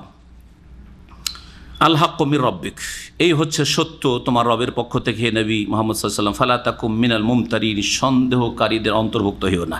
ফামান হাজ্জাকা ফিহি মিন বাদে মা জাআকা মিনাল ইলম, সুতরাং তোমার সাথে যদি তোমার কাছে জ্ঞান আসার পরে কেউ বাদানুবাদ করে, বিতর্কে লিপ্ত হয়, ফাকুল, তাহলে তাদেরকে মুবাহালার জন্য আহ্বান কর, বলো তালাও এসো, নাদু আবনা আনা ও আবনা আকুম, আমরা আহ্বান করি, ডাকি আমাদের সন্তানদেরকে, ছেলেদেরকে, এবং তোমাদের সন্তানদেরকে তোমরা ডাকো, ওয়া নিসা আনা ওয়া নিসাকো, তোমাদের নারীদেরকে তোমরা ডাকো আর আমাদের নারীদেরকে আমরা ডাকি, ওয়া আনফুসানা ওয়া আনফুস, আমরা নিজেদেরকে আহ্বান করি যে আমরা নিজেরা হাজির হই এবং তোমরাও নিজেরা হাজির হও। সুম্মা নাবতাহিল, তারপরে বিনীত আল্লাহর কাছে প্রার্থনা করি। ইবতিহাল মানে হচ্ছে বিনয় হয়ে প্রার্থনা করা, মুবাহালা যেটাকে বলা হয়। মুবাহালার সংজ্ঞা একটু আগে বললাম কি, যে প্রত্যেকেই, দুই দলের প্রত্যেকে কি করবে, নিজে নিজেকে অভিশাপ দেবে যে আমরা যদি ভুল পথে থাকি তো আমরা ধ্বংস হই। আর এই ক্ষেত্রে মনে ওলামারা বলেছেন দুই পক্ষেই, বিশেষ করে হকপন্থীদের সৎকর্মশীল হইতে হবে। আবার আপনি একজন সাধারণ মুসলিম বড় বড় কাবিরা গুনাহ করছেন, একটা কাফেরের সাথে আপনি তর্কে জড়িয়ে গিয়ে মুবাহালা করতে লাগলেন, আপনি তো মেলা পাপে জড়িয়ে আছেন, তখন হয়তো আপনার দুয়ার বাস্তবায়ন নাও হইতে পারে, ইসলামের ক্ষতি করে ফেলবেন আপনি। বুঝছেন কথা? হারাম খাচ্ছেন আপনি। আর একটা ধরেন খ্রিস্টানের সাথে বা ইহুদির সাথে অথবা হিন্দুর সাথে তর্কে জড়িয়ে গেলেন যে ইসলাম ঠিক, ও বলছে না আমাদের ধর্ম ঠিক, বলছে তাহলে মুবাহালা কর। আর নিজে মেলা হারামে জড়িয়ে আছেন। মুবাহালা যদি আপনার মতো একটা ফাসেক লোক করতে লাগে তা আপনার দোয়া কবুল নাও হইতে পারে। যখন দোয়া কবুল হবে না তখন কি হবে? কিছু দেখা গেল না, রেজাল্ট ফলাফল পাওয়া গেল না, তখন আপনি সত্যবাদী, আপনার দিন সত্য হওয়া সত্ত্বেও আপনি মিথ্যাবাদী সাব্যস্ত হয়ে গেলেন, ঠিক না? এই জন্য সৎকর্মশীল ভালো মুসলিমকে মুবাহালা করতে হবে। মুবাহালার বিধান ইসলামে আছে। সুম্মানাব, তাহলে তারপরে আমরা মোবাহালা করি, ফান্নাজ আল্লাহ আলাল কাযিবিন, অতঃপর আল্লাহর অভিসম্পদ করি মিথ্যাবাদীদের ওপর, যে আমাদের দুই দলের মাঝে যারা মিথ্যাবাদী, যারা ভ্রান্ত ধর্মে রয়েছে, ভ্রান্ত বিশ্বাসে রয়েছে, তাদের ওপর আল্লাহর লানত অভিশাপ হোক। এইভাবে মোবাহালা করা হয়। এখানে আজকের তাফসীর শেষ করছি, ইনশাআল্লাহ তাআলা সামনে আরও তফসির। তবে একটি আয়াতের সম্পর্ক বা দুটি আয়াতের সম্পর্ক এর সাথে আছে, শুধু তর্জমা করে দিচ্ছি, খুব সহজ। ইন্না হাযা লাহুয়াল কাসাসুল হক, নিশ্চয়ই এ হচ্ছে সত্য ঘটনা, যে কাহিনীগুলি আল্লাহ বর্ণনা করে ইমরান পরিবারের, ঈসা আলাইহিস সালামের, আর তারপর জাকারিয়া আলাইহিস সালাম, এগুলি হচ্ছে সত্য ঘটনা। ওমা মিন ইলাহিন ইল্লাল্লাহ, আল্লাহ ছাড়া কোনো সত্য মাবুদ নেই। ওয়া ইন্নাল্লাহ লাহুয়াল আজিজুল হাকিম, আর নিশ্চয় আল্লাহ রব্বুর মহাপরাক্রান্ত বিজ্ঞানময়। ফাইন তাওয়াল্লাউ, অতঃপর যদি তারা বিমুখ হয়, ইসলাম থেকে ফিরে যায়, ফাইন্নাল্লাহ আলিমু বিল মুফসিদিন, নিশ্চয় আল্লাহ রব্বুল আলামিন যারা বিপর্যয় সৃষ্টিকারী তাদের সম্পর্কে সম্যক জ্ঞানী। এখানে আজকের তাফসীর শেষ হচ্ছে। সাল্লাল্লাহু আলাইহি ওয়া সাল্লাম নবিয়ানা মুহাম্মদ ওয়া আলা আলিহি ওয়া সাহবিহি।